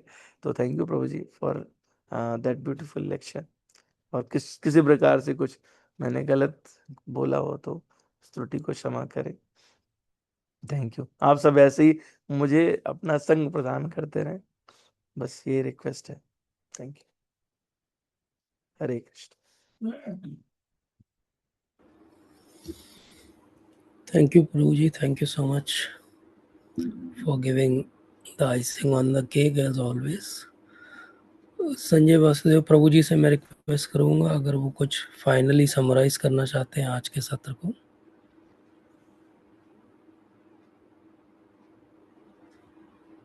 हरे कृष्ण प्रभु जी। सभी तो कुछ नहीं प्रभु जी, बस यही है कि भगवान हम सभी भक्तों को एसोसिएशन में बना के रखे। बाकी हमारे हाथ में केवल एसोसिएशन में रहना है, बाकी फल तो भगवान ही देंगे। तो इन प्रकार के जैसे भी हमें जो भी थोड़ा बहुत ज्ञान शास्त्रों के द्वारा होता है, यदि हम उसका उपयोग भक्तों के संग में रहने में और भगवान की सेवा में करें, और थोड़ी भी सेवा हम भगवान की कर पाए, यही हमारे जीवन का सच्चा फल होगा कि हमारा जीवन चरितार्थ हो जाएगा कि हाँ वास्तव में हमने अपने जीवन में थोड़ा सा भी कुछ कर पाए। तो मुझे तो लगता है कि हम किसी सेवा के लायक नहीं है, मैं अपनी बात कर रहा हूँ, कोई सेवा के लायक नहीं है, बस हम केवल इस चीज के लायक है कि हम आपके साथ बने रहे। मुझ में कितने भी दोष हो, कृपया करके मुझे अपने साथ सभी लोग बना के रखिएगा, मुझ पर कृपा रखिएगा। मैं गलतियां करूंगा, मैं धृष्टता करूंगा, मैं बहुत कुछ ऊटपटांग करूंगा, लेकिन यदि आप अपनी कृपा बना के रखेंगे तो आप लोगों के साथ मैं भी भगवत धाम जाने के लिए तैयार रहूंगा। मैं आप भगवत धाम जा सकता हूँ। हरे कृष्णा। आप लोग की सहायता के बगैर तो मेरा कुछ भी नहीं हो सकता। पता नहीं कहाँ का कीड़ा, कहाँ का कॉकरोच, कहाँ की चींटी, कहाँ का कुत्ता बिल्ली बने, पता नहीं मुझे। लेकिन यदि आप लोग की कृपा रहेगी तो जरूर मैं भगवत धाम जाऊंगा, इस बात में मुझे पूरा विश्वास है। हरे कृष्ण। हरे कृष्ण। तो आप सभी का बहुत बहुत धन्यवाद। अगले सत्र में हम अपना 12th कैंटो स्टार्ट करेंगे, पहले 3 चैप्टर्स पर बात करेंगे, और उसके डिटेल में टेलीग्राम पे आप सबके साथ शेयर कर दूंगा। आज का सत्र प्रभु जी ने बहुत ही सुंदरता से लिया, और प्रवीण प्रभु जी ने और अमरीश प्रभु जी ने उसको बहुत अच्छे से आगे बढ़ाया। तो आप सबका बहुत बहुत धन्यवाद। वांछा कल्पतरुभ्यश्च कृपा सिंधुभ्येव च पतितानां पावनेभ्यो वैष्णवेभ्यो नमो नमः। श्रील प्रभुपाद की जय, उद्धव गीता की जय, श्रीमद् भागवतम की जय। Thank you so much.